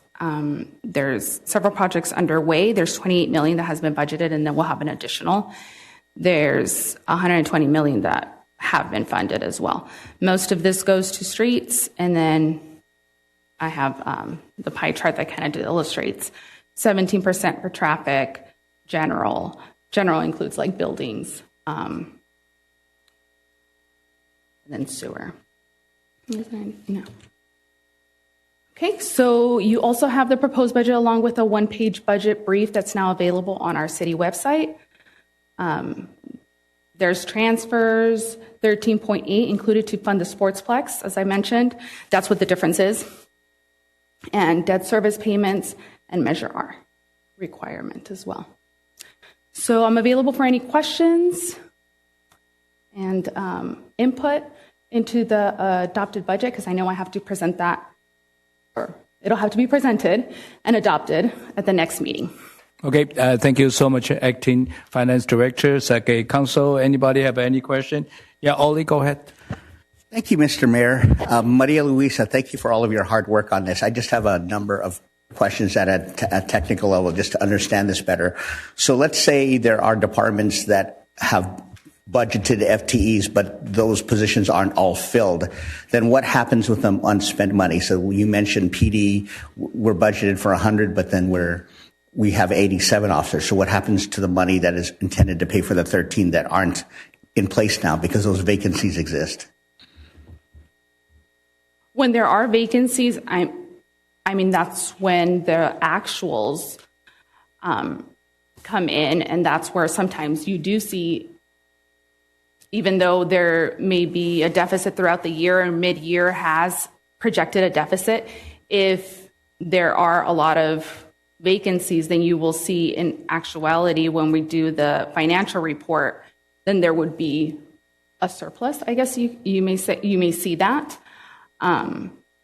However, if everything was budgeted for and every vacancy there wasn't a vacancy, then the budget would be as is. But so in situations like that where that money isn't spent, what happens? Does it sit there and wait for the next year, or what happens with that? No, funding? It wouldn't be appropriated. The only things that council approves is the proposed budget, and any appropriations that have to do with capital projects, those would also be rolled over, is what we call that, but not salaries. Salaries would not be, like if you had vacancy savings in this year, it would not move forward. It's only what your proposed budget for 25-26 is. So there wouldn't be any rollover, but within the fiscal year, if there isn't any spending for a certain number of positions, what happens to the money within the fiscal year? Oh, I guess in accounting terms, we would just have it in fund balance.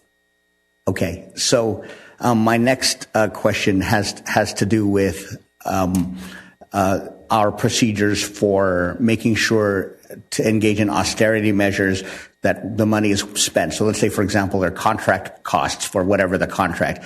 What are the safeguards that we put into place or are going to be putting into place this current fiscal year to ensure that we spend our money well on whatever the project is? In other words, what are we doing to ensure competitive bidding to be able to have good prices for the things that we're paying for to have done? We adhere to our purchasing policy. So we have a purchasing policy, and depending on the threshold, I mean, it would have to go to bid or a proposal on RFP. So to ensure that we get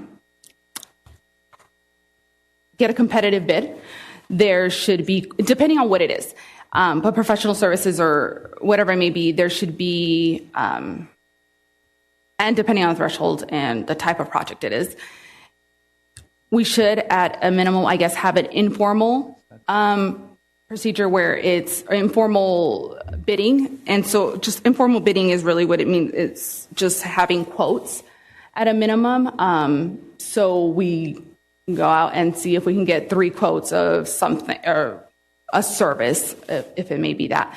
If it's a bigger project, then of course it's an RFP. And so we put that on a platform and have a certain time limit for that, and we assess it.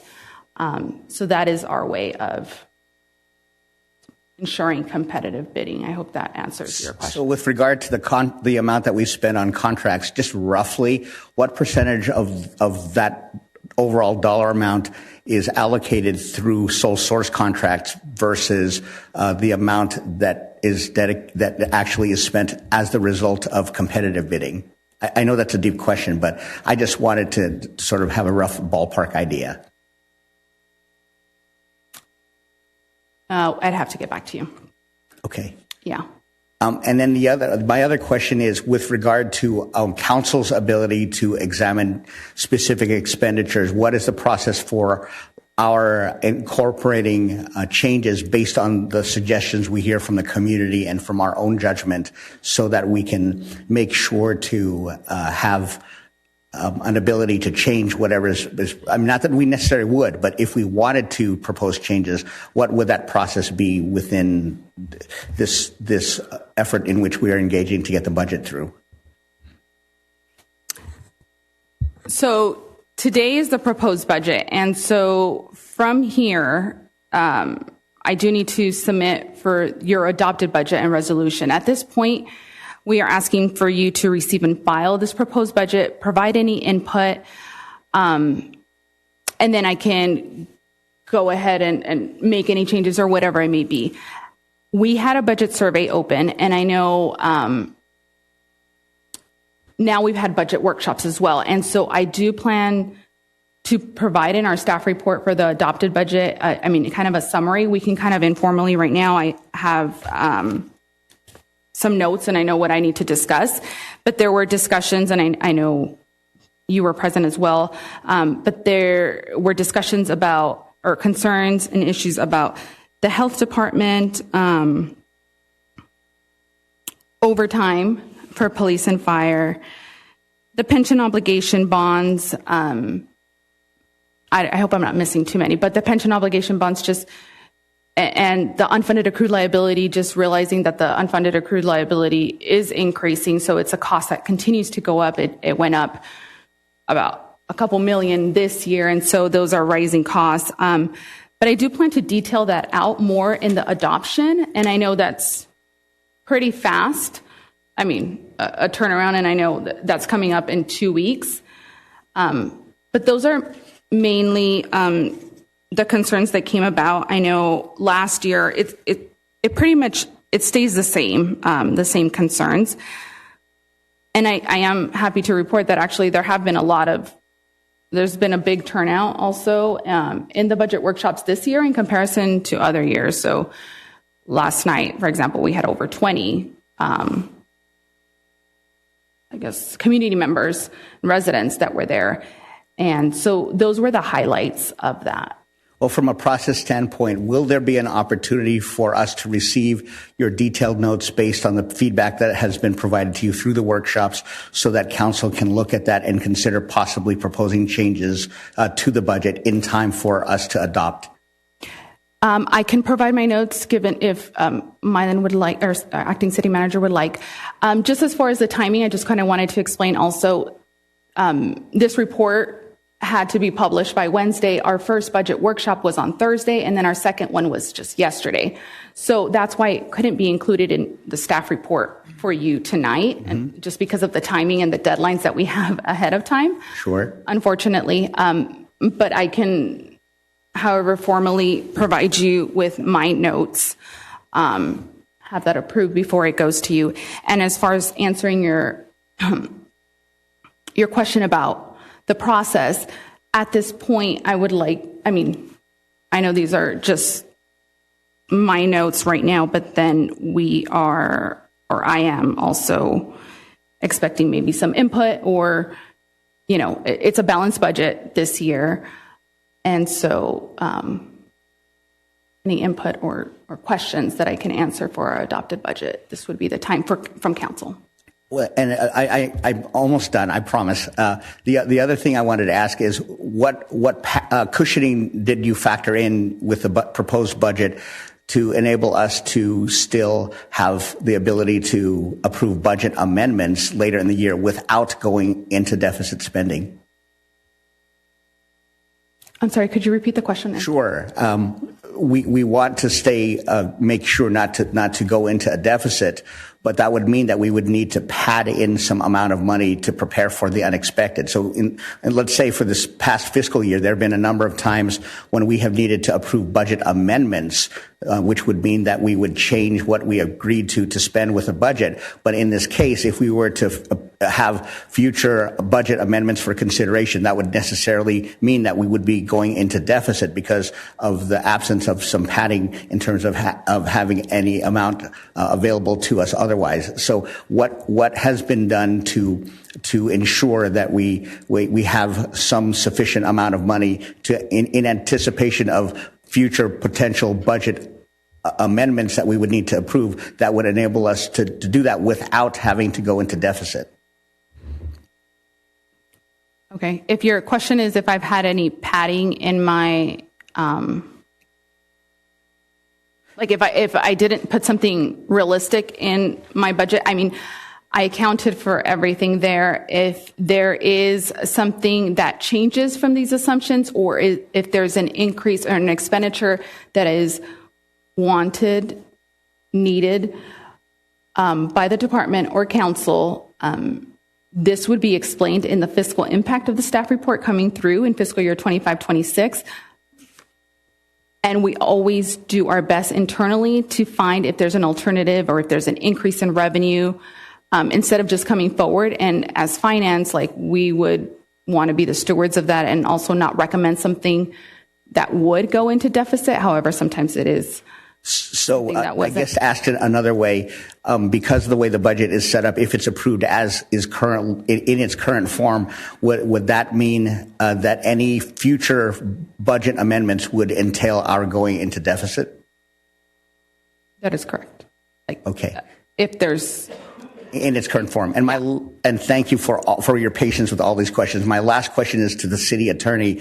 If necessary to buy more time, depending on what the outcome is on our meeting on June the 17th, is it possible for us to call for a special session just to give more time to finalize the budget so we can get it done in time before July the 1st? Yeah, you call a special meeting and adopt it at a special meeting if you need to. Thank you. Thank you, Mr. Mayor. Are you sure you want more time? I think those I enjoy you asking. Oh, thank you. Question. Okay. And then Mayor Pro Tem, go ahead. Thank you. So, Councilman Contis, just to give you some history to the past of when the finance director would give the council information, and They have in the past given us the notes. Granted, I understand this is not, it wasn't ahead of time, but I am more than happy to get those feedback today. In the past, we've had residents even speak to us in regards to certain changes. So I do remember that time where they were adamant of having the HR director, which wasn't part of that budget. And we had, with the council here, made known to the city manager that we'd like to see that change. So for today, if you'd like to hear the notes, I don't know if you're prepared. You mentioned you have the notes. We would love to hear those notes so that we can sort of forecast to see what direction that the residents are going towards. And the council can then direct the city staff to move forward in that direction or look into that so that that can be on like the next budget. So if you have the notes, feel free to share with us of the two budget workshop meetings so that we can decide where to go from there. Okay. So for the first meeting, I have, they wanted to see the budget presentation on the website. So that was one of the things that we're putting on our website. And that one is a little bit different too. Like that was a little bit more detailed when I went to the budget workshops, more numbers. So I did put that on the website. There were several health department concerns wanting to discontinue and not move forward. There were quite a few on that first meeting as well. Concern about the Sportsplex transfer that I included in the budget, which was about $900,000.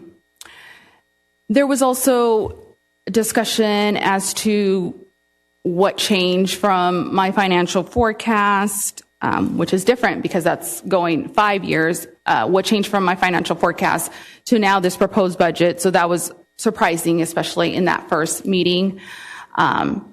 Questioning more what happened to revenues or expenditures. And so I explained that process of finding expenditures that can go in several different buckets or like different special revenue funds.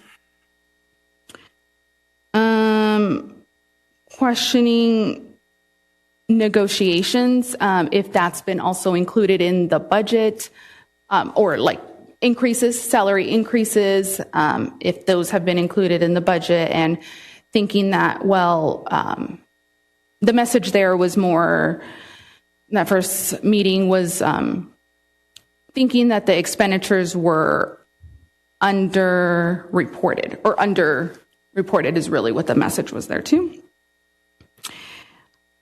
They wanted to have more detail about the events, the special events. There was discussion about special events and discussing if some of them could be taken out or why the spending is for the special events. And my last, they were just hoping that there could be some options for changes to the budget. I mean, there were several of the same comments, but this is just summarizing the main ones. So options for changes to the budget, offering maybe like freezing positions, eliminating a special event, just different options that there may be. So that was like my summary. I don't know if Mylan, you had anything else for there, but that was like the first budget workshop last Thursday. Yeah, okay. And then yesterday, there were a lot more people, over 20 for that one, but from my notes... It's not 200? 200. No. 20, okay. About like this amount, but it was nice, it was refreshing, and it was different people as well. More of that was, again, the health department, discontinuing the health department, questioning the Prop A funds. Actually, that was brought up about, exchanging and why that is and explaining that. Police and fire overtime. That was discussed yesterday, what measures are done in order to prevent or to limit police and fire overtime. Oh, street sweeping last night. That was discussed also, street sweeping complaints about that. Not really in my realm of budget, but I mean, it is for the contract, but so concerns over that and not having to, and I know that's being analyzed as far as like the logistics of things, but there was concerns over that street sweeping and why it's needed. Pension obligation bonds, again, like, well, more with the unfunded accrued liability, how that's increasing. So there was comments over that. Overtime, oh, well, I mentioned, there were several things about overtime too. There are concerns with ongoing throughout the fiscal year budget amendments and the concerns with taking out of our reserves and operations and it's making it into a deficit. So that was also discussed yesterday or brought up as far as input. I have comments here like having an honest budget, thinking that the expenditures are underreported there. And yeah, I have street sweeping again, but that summarizes, I believe, what the main topics. Okay, thank you. So I just wanted to address a few things. The others, I mean, more detail of special events, that one we already addressed that as a council because we as a council also wanted to see that. So I know that one's checked off. Expenditures underreported.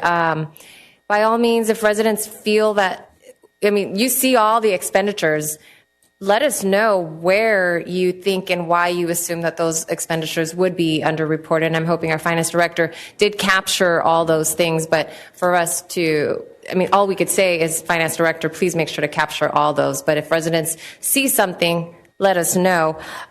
This health department thing, residents had the opportunity to discontinue. I don't know if you recall, they created a committee. They try to gather signatures.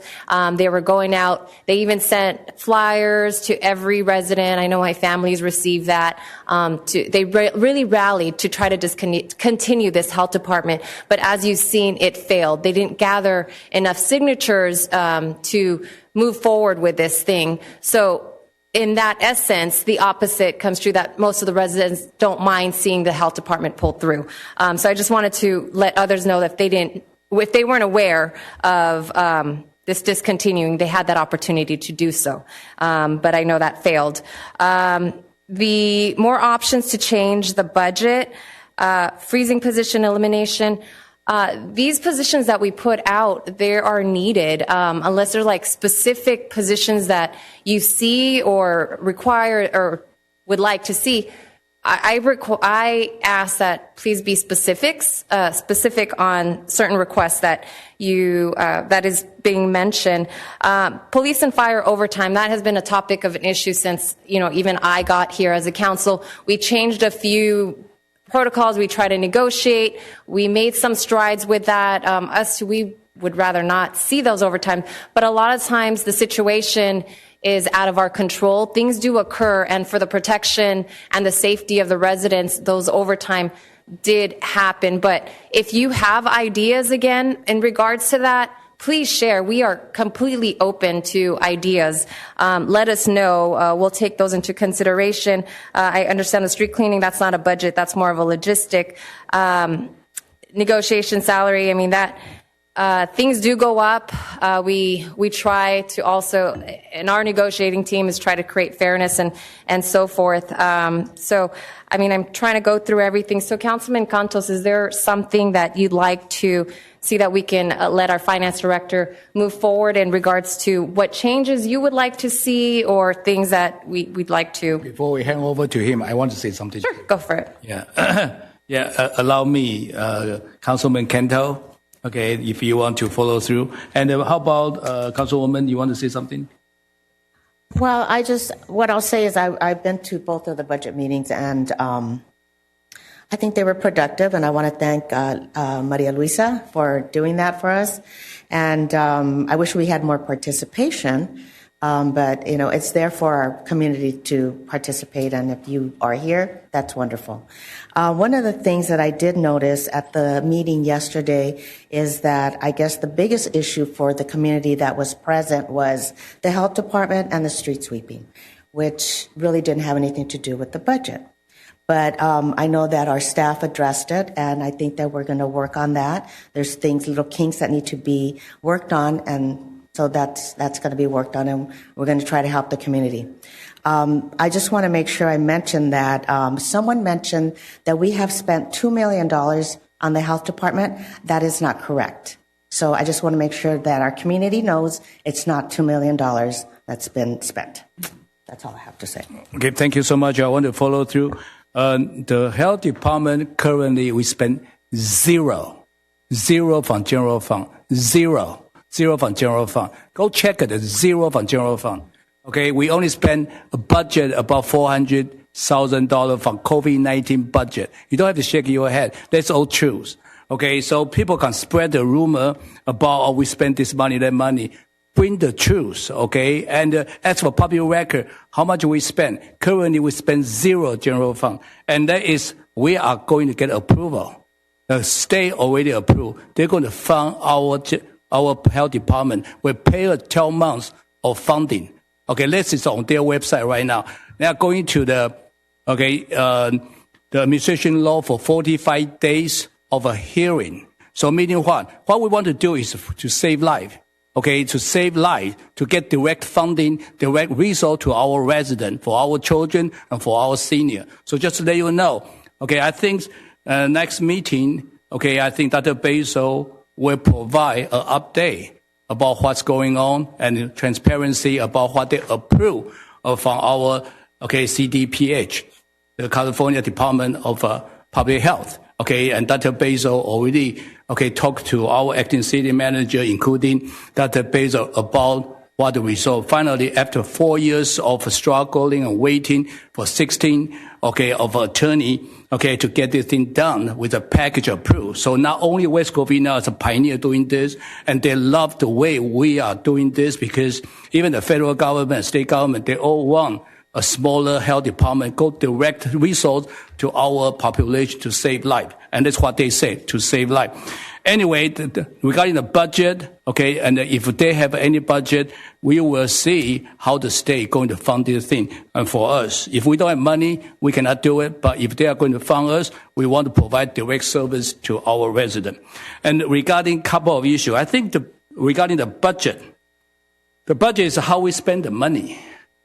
What is priority the money is? Of course, the police, fire, this and that. The first question I have, I think we budget 112 police officers.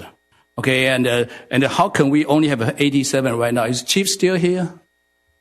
Okay, why we only have 87 police officers? Are we really only have 87 right now? So I know based on what in the past what the chief said, probably 87 on the field because if they're on medical leave or any issues, but I mean that it should be the max. I think my understanding from the Chief Cortina, he told me we have a 90-something, like a 95, almost 100. There are. But we budget 112. We approve. Yeah, go ahead. Yeah, there's 102. There are 112. 112. However, because we approved 10, in a couple months ago, for 10 police, for the academy, for the rookie, and to join to our force. So we approve. I think it's 5-0 approve that. Yeah, go ahead. I actually just signed like 5 recruitments today, and I think it's now with the city manager's office. But there are some vacancies, but they're working on being. Understand, because we have people retire 53.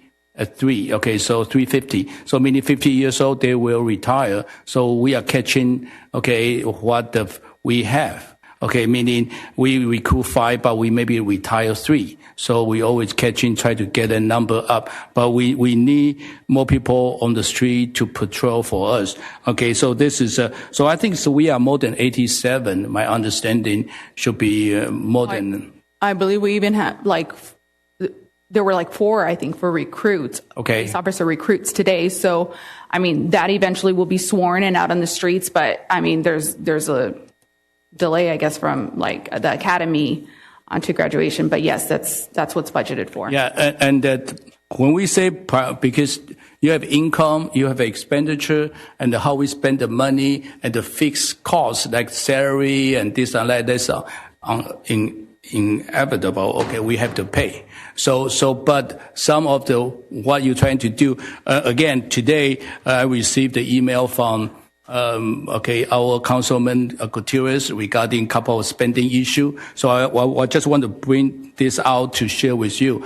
Okay, and regarding the elevator will be $1 million budget for that, and then, paint job and the sprinkler for maybe another $1 million to the city. Possible that we can pay that $2 million into prioritize, for example, Gloucester Park. Okay, that is a major fire hazard. Okay, and that should be in our priority to address the hillside.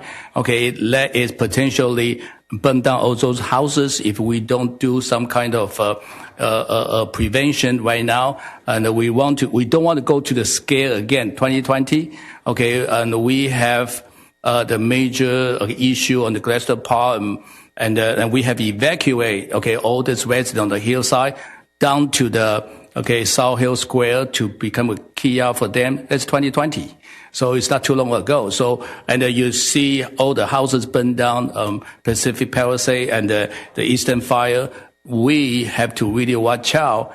Okay, make sure that area is wet and make sure, even only neighborhood that is potential problematic too. So since I took you home every time, so I saw all those hills, there's a potentially issue. All the hillside is potentially problematic, and I think that should be looking into how we spend the budget rather than go to the brand new elevator or a paint job over here. Excuse me. Exactly. Oh, thank you so much. Agreement. Okay, appreciate. Okay, so I think I think public safety, save life is protect property, and it's our job. And I think I hope acting city manager understand how we budget the thing and make sure we spend the money to the right place. And I understand the elevator is important, but I think based on my understanding that has been fixed. And we don't need a brand new. We just need to repair and certify that it's safe. Today, or this couple of weeks, I took the elevator. It's pretty smooth. It's not jumpy like last time, like a roller coaster. So hopefully continue have people maintenance and change the panel or something, so we can save that $1 million. And maybe using the money into the hillside, clean up, and put the sprinkler now over here, put the sprinkler to the hillside, and make sure, nobody will burn down that place because, you have a potential encampment over there, and that's what happened in 2020. So anyway, this is my suggestion, is that, because I don't want to approve $1 million budget for elevator, I prefer that $1 million go into prioritize about safety, clean up all the hillside, north side, south side, and the hillside on the top, and all those like Highlight, Holiday, and behind them, that is a very problematic area too. And it's been 30 years, nobody do anything. I think we have put it on our shoulder because we do not want any issue happen to those residents. Yeah, go ahead. Yeah, Acting City Manager, you want to say something? Yes, I wanted to just convey one more concern or recommendation from Councilman Gutierrez. On the CIP budget under street repairs and restricted surplus, he's saying that we have currently $5.2 million allocated to residential street repair in the proposed CIP budget.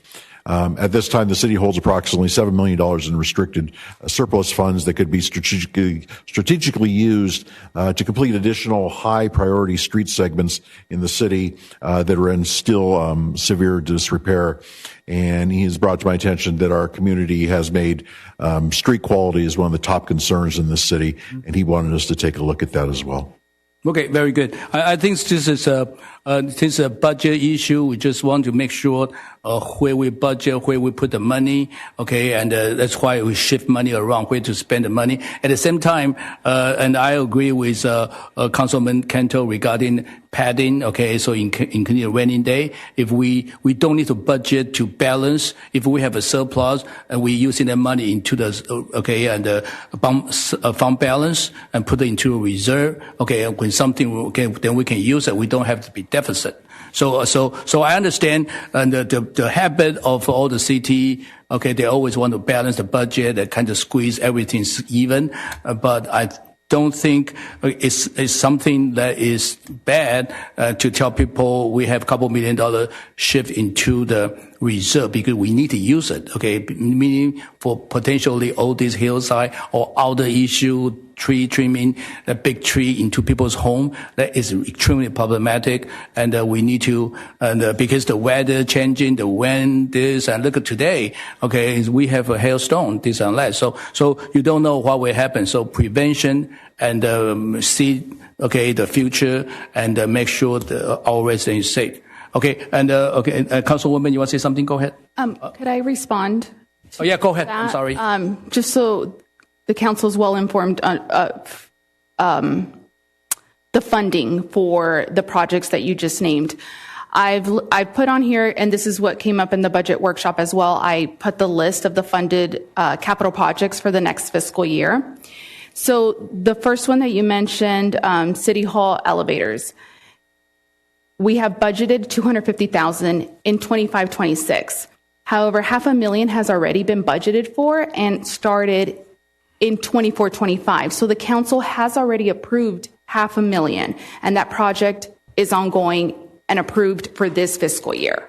So that's ongoing. However, yes, to fully fund, the project was estimated at $1 million. So we propose to fund it additionally in this 25-26 with an additional $250,000.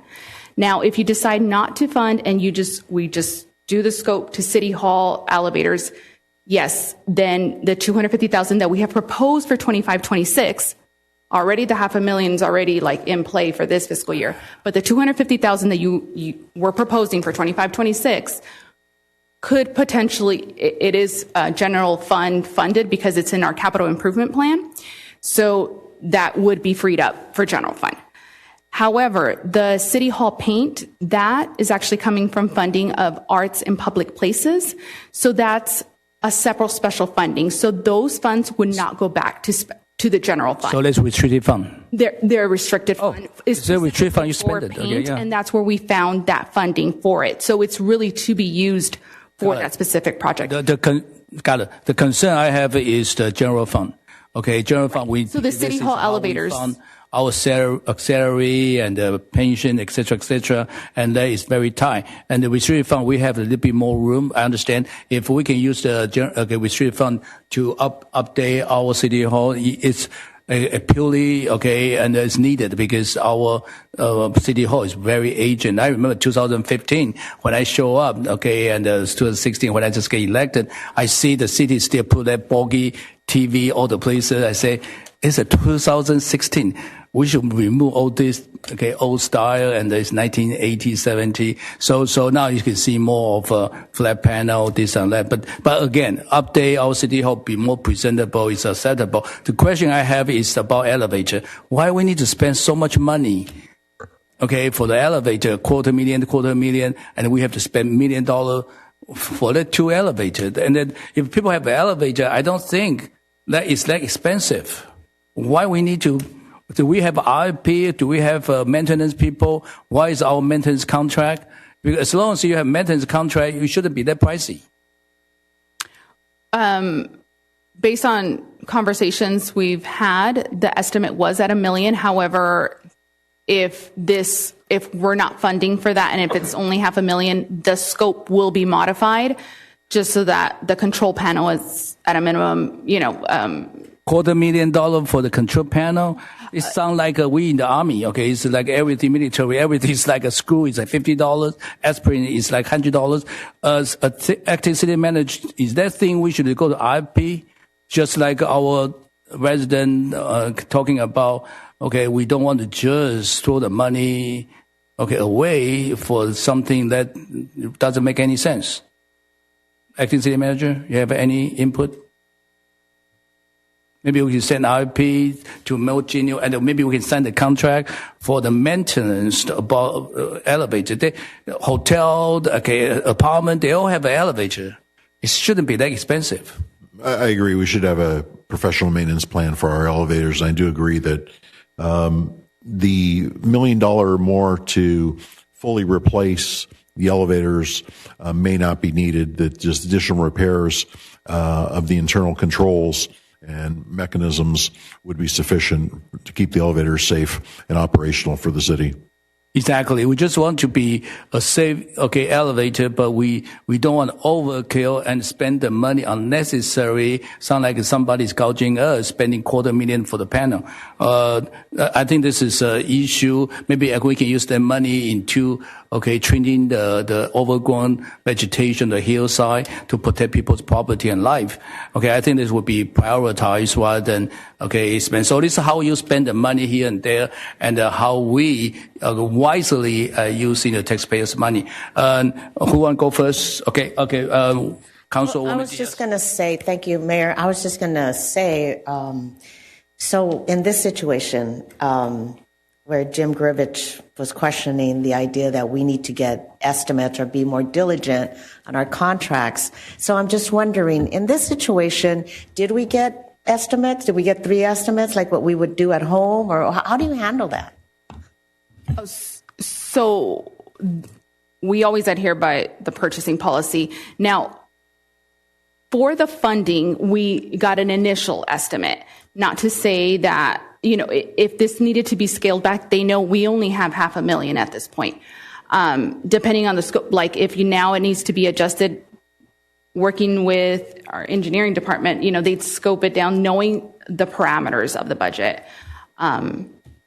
At first, we were proposing, or I think the initial estimate was for $1 million. That could have just been for a revamp. However, per your discussion, if you're saying if it's just $500,000, I believe that would just be the control panel, not the subject matter on the actual operations of it. But we would adhere through our purchasing policy, get quotes, make sure it's competitive. We do not surpass that, or we don't bypass that.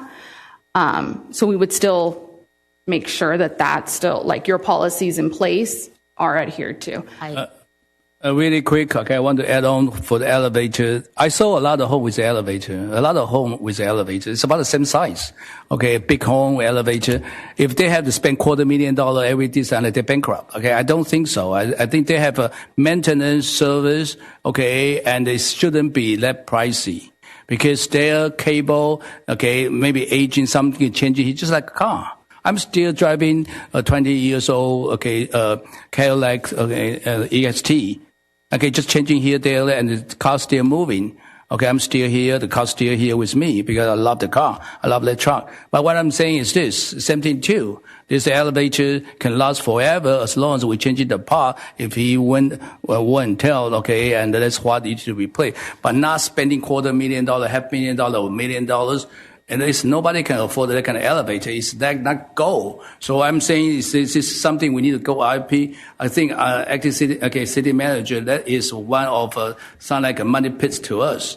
For elevator, $1 million budget, it doesn't make any. I would think about it brand new. And even brand new elevator doesn't cost $1 million. Currently, who maintains the elevator? Because when Councilwoman Diaz and I got stuck, they just told us, they just fixed it and upgraded and maintained it, and a few days ago or a week. So who maintains it, and are utilizing that same company? Yeah, I don't know. Is it an elevator company that's doing that, or who? We do have a service contract, and then to your point about the maintenance, Mayor, you are correct. When you do have maintenance, it does lower the cost. So just as Maria Luisa had said earlier, and just as a direction to the acting city manager, because there is a number that is in the CAP and because the council had already approved, we are required to still go out for an RFP and follow those purchasing, the procurement process, just like we did do with the fireworks. So we do follow the RFP, the procurement process. We do go out for an RFP. So we will do our due diligence to ensure that the appropriate amount of money is spent so that we are good stewards of the public's tax dollars. So we're not looking to price gouge. These were estimates that likely need to be revisited, that were coordinated through the Public Works Department. So we'll revisit that with staff, and we'll ensure that an RFP is published so that we can get the best possible cost. And with the RFP also involves the maintenance cost, because currently it's been poor maintenance since I've been here. We've always had elevator problems, and they're not doing a good job. So obviously that needs to be changed. And if I may, part of that has to do with the mechanisms that are in the elevator themselves. So there are pieces, there are equipment that needs to be replaced. Is it to a tune of $1 million? It may not be to a tune of $1 million, and that is the purpose of having an RFP, so that we can get the best possible cost when it comes to making those repairs and replacements. And yes, we would include a maintenance plan in the scope of work. Yeah, I think it's okay. I think we talk enough for elevator. I think the elevator basically is even brand new. It's not really that expensive. Okay, and at the same time, and the maintenance changing the part, just like it's a mechanism. So meaning if it doesn't work, changing here, it's really not that pricey. Okay, again, a lot of home, okay, they have elevator. Okay, and hotel, motel, this and that. Okay, business, they all have a elevator. Okay, and it's not cost that kind of money at all. Okay, and so we just need to wisely and to make sure, okay, somebody not gouging us. Okay, we want to make sure this, because it doesn't make any sense. Okay, $1 million, not even brand new one. Okay, so it doesn't make any of to our reasonable person sitting over here. Okay, listen to this. So be careful. Okay, what I'm saying is just utilize the IP and what the genuine number. To put on expenditure. Expenditure should be more precise, not just a lump sum. You must have a number behind your number when you provide to us. So in that way, okay, we can say, okay, this is reasonable, this is reasonable. Maybe we shift, okay, from this into something possible more, okay, priority and again, public safety, that is the priority. Cosmetic can be secondary, okay, and I think this is what taxpayer want, is we are protecting, okay, all the property and the life. Yeah, Mayor Putton? Yeah, well, the elevator is a safety issue because we don't want to get stuck or we don't want it to be dropped or injured. Yeah. But anyways, that's a whole new different story. That's been dropped. For the officers, I know we have that budget for there. Filling in vacancy has been an issue throughout, like just citywide. Nobody can fill in their officers. It seems like nobody wants to be an officer anymore because they're not respected as they once were. You remember the whole defunding police, the treatment and everything. A lot of other cities are offering lucrative incentives. They'll pay for their housing. They'll pay like $100,000 bonus. I mean, we could do that, but that hinders our budget. So, that's a thought process as well. But in regards to officers, we can never fill that vacancy as fast as we would love to. But a lot of cities are struggling for that whole thing. I do want to thank the residents who attended the budget meeting. I do appreciate that. We welcome any, insights or information. But I strive and I just ask, any creative solutions, I'm for that. If you have those ideas, by all means, bring it. Let us know. We'll look into that and make those changes. But that being said, I have no further direction of what to move, and this proposed budget, I would move forward as that unless Councilman Cantos wants something to change. And that's where I move forward with this. Okay, Councilman Cantos, you want to add something quickly so we can move on? Not for now. I'll put it in writing later because I agree with the elevator changes or the things you've said. Thank you. But I don't want to do that here. I want to be. I appreciate it. Okay. Thank you. You agree with me. Okay. I think we need to prioritize. I think it's like the hillside, that might be more important to make sure, okay, we don't have a fire hazard. And, Councilwoman, you want to add on anything? And so do I have a motion? This is receive and fire, right? Yes. Okay, so do we need to vote? No, right? So if not, I'm going to close this agenda. Thank you so much. Appreciate. Okay, I hope it's not too tough on you. Okay, and okay. No, thank you. We want to wisely using the money, but appreciate you balance the budget though. Okay, and if we have extra, we can pad in into the fund balance reserve, and that is, I think, more safe for the future. Thank you so much. Appreciate. Thank you for the recognition. I also like to acknowledge the acting assistant finance director, Patty Mosino, who's like my budget team this year. It's been a little different. So thank you. working hard on the 25-26 budget. I want to thank you so much. Okay, I know it's a tough job. You don't have a finance director, and you guys are acting, and so sorry. And hopefully, we have in no time we can fill it up. Acting city manager, please. Okay, and we get this thing. Okay, and what I see, our finance department is the most important. Besides the police and fire, finance department, but they need money. So you guys will be on top of them because no money. No police and fire. So thank you so much and for your hard work and balance the budget, and hopefully I can see that a little bit even surplus, but really appreciate it. Thank you so much, okay, for your leadership. Okay, appreciate it. Thank you. Okay, and next we move into, City Council report for AB 1234 conference and the meeting report. Any? Okay, no. Okay, then we have a council request and comment. Go ahead. Okay, Councilman Kento. Thank you. I have three. The first one is I'd like to ask I'd like to move that we agendize establishment of a Section 115 pension trust, building on the report that was given to us several meetings ago, just to have that mechanism ready so that we can begin working to address our long-term pension liabilities. Anybody against that? None? Okay, approved. Okay, and next one, please. The next one is I'd like to move to agendize I'd like to move to agendize a move to terminate the contract with Brightview. Do we have a replacement of that? Okay, anybody want to answer that question? Yeah. Okay, it's not like I disagree with you. I just want to make sure we have somebody doing the job. Right. I don't want to grow and people yell at me. And I guess maybe to amend that to empower the city manager to take steps to replace them with quality contractors. Okay. You guys, okay, okay, acting city manager, you guys okay? Yes. Okay, you guys have no problem to find a replacement right away? We would have to go out to RFP. Okay. So we don't see the jungle growing into our sidewalk, tree wall. Actually, there is a jungle growing on the sidewalk on all the places. I know that one near this. Okay, if nobody disapprove, okay, nobody against this. Okay, done. Okay, they gone. Okay, next one. See, they're very efficient. Thank you. The last one is to ask staff to look into what are the options for a public safety tax. Not to say we'll do it or not do it, but I'm not familiar with that process. So just for the staff. I want to say this. No, this is if you want to talk about taxes, increasing taxes, that is have to be voted by the voter. It has to on the ballot. Oh, is that how? Yes. I don't know. We cannot just say we want to raise tax this and that and then it happen. No, it need to put a ballot. It will cost city $500,000 or more. Just put on ballot to vote. I know the process. I thought there was the council had a. No. We anything regarding increasing taxes. Okay, that need to go to the voter.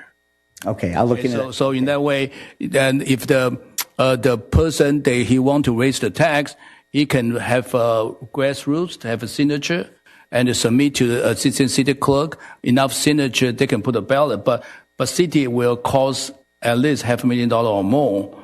Just put a ballot for that, and especially if we can put it on 2026 if they want to really get collect signature.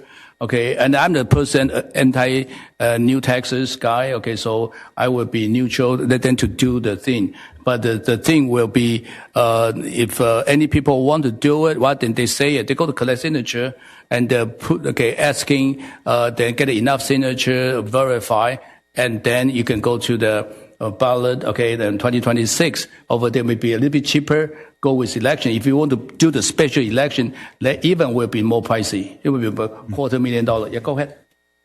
It was just out of support for public safety, but okay. Thank you, Mayor. Is that public safety tax the same as a utility tax that's used for public safety?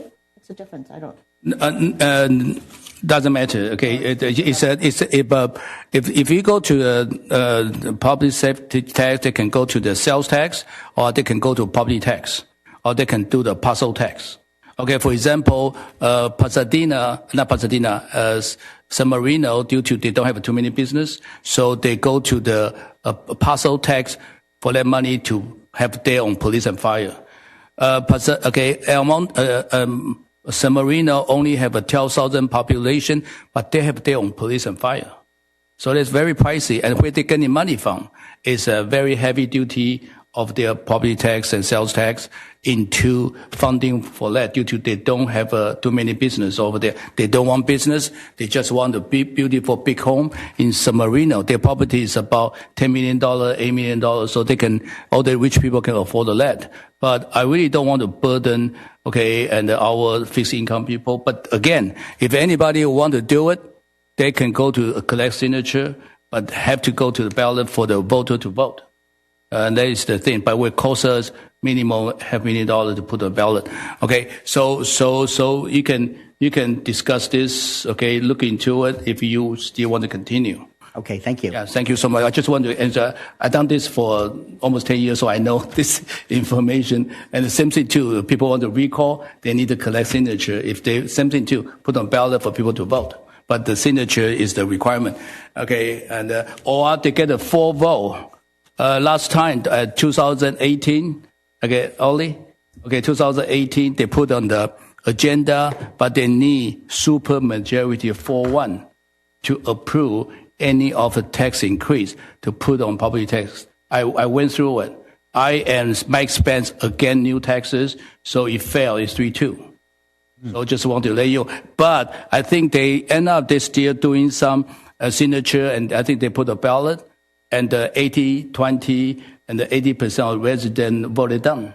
Okay, they don't want to increase the sales tax and to pay for police and fire. I think possible they say it wrong, but just want to give you some history. Okay, we went through that before. But any taxes have to go to the voter. Okay, any others? You have any other, Mother May I? Okay, any others? You have anyone? Any comment? No comment? Go ahead. Is this, it's the final comment for the meeting? We're done with the request. If you guys want to, and yes. go comment. Yeah, go. Wanted to talk about National Night Out. Various neighborhood watch folks have received an email announcing that the city will be having a centralized event, building on the sort of trends that were happening all around us, and so that's going to be exciting in the sense of different people coming together who want to do that. I wanted just to express my appreciation to Chief Tony Cortina because I reached out to him just to ask about the possibility only if people wanted to, if they still, for those who wanted to still have something at their house or whatever, and he indicated to me that would be possible. So I'm just appreciative of that flexibility that, for anyone who wants to, and for those who want to go to the downtown, for the central one, great too. So I just wanted to express my appreciation for that. Thank you. I want to add on about the National Night Out. And again, I've done this 10 years, okay, and to November. So I've done this 10 times, okay, and National Night Out is a police department program. It's no different than the fire department have a pin ceremony and they set up what they want, okay, and so it's not really the council detect what they want to do. It's a police department. They see how to get more outreach for more people.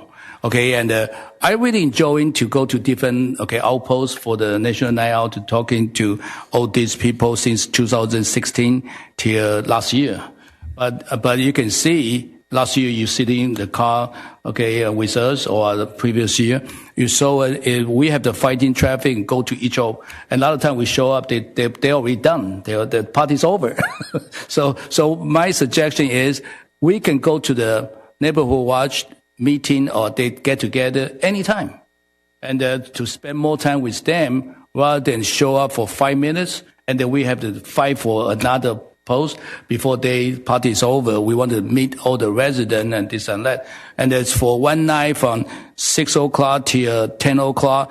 We have to go through 10, or 15. So a lot of time we have to split out, and make sure we can cover everybody. And we don't want to disappoint them. But now the issue, like Tracy Benjamin, and for the South Side, after she retired, and nobody want to take over. It's such a sad story because the Shadow Oak South Side is a major, big neighborhood watch, and I attend so many years. They have so many people. Sometimes they share the whole park and they barbecue, the music, but this costs a lot of money and a lot of effort.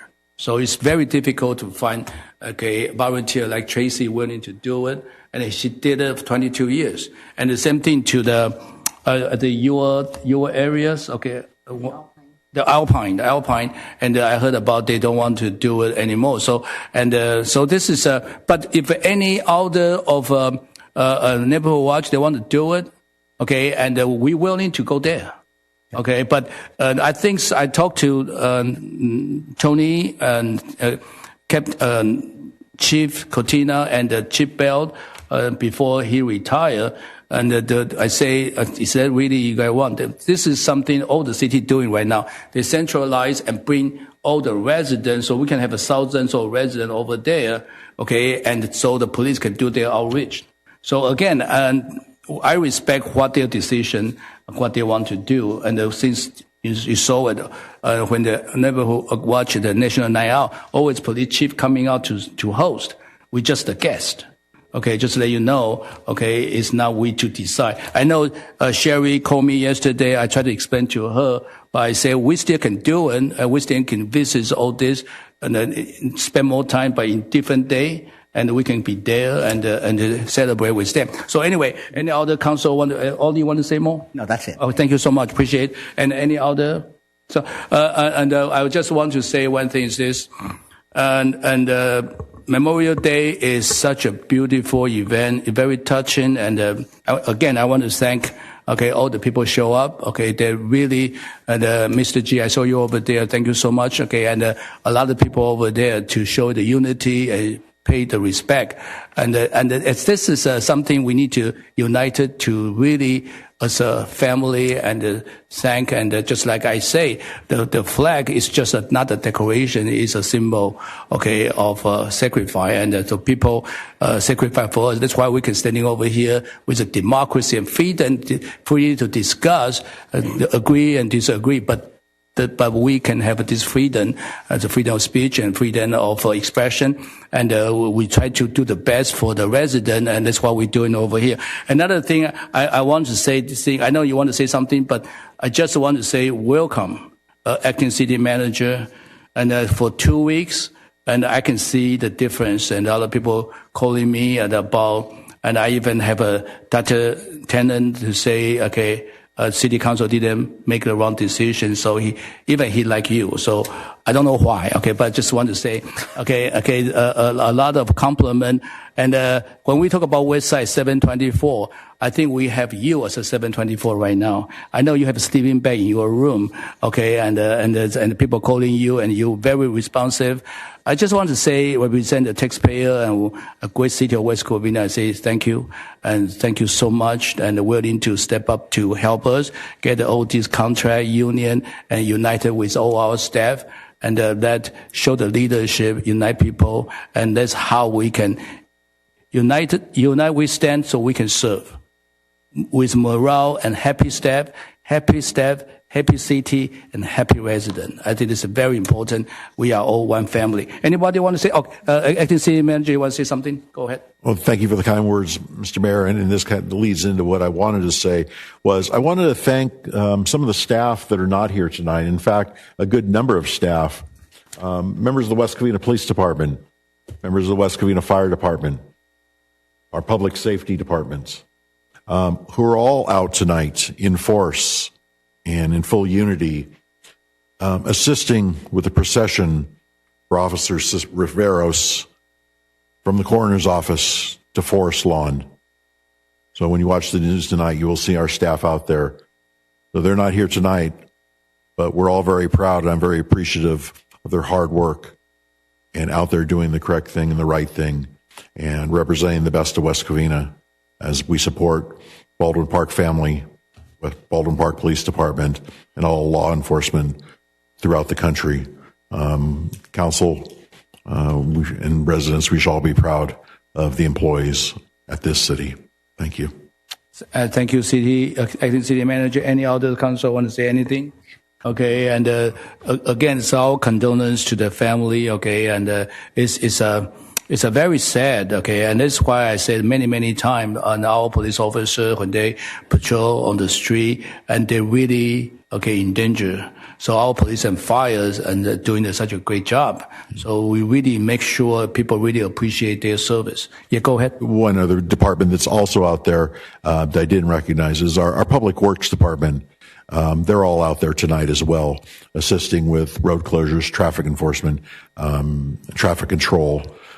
So the majority of our city staff is actually out in the field tonight assisting with the procession. And again, I want to thank all our departments and all of our staff that are out there tonight. Okay, and represent again the city as a current mayor. I want to say thank you for all the staff, okay, and for your hard work, okay, and showing compassion and respect and to the fallen our officer, okay, and I think they tell people we care, okay. It's not just a number, not just a issue. It's a human being. It's our brothers and it's our neighbors, our friend.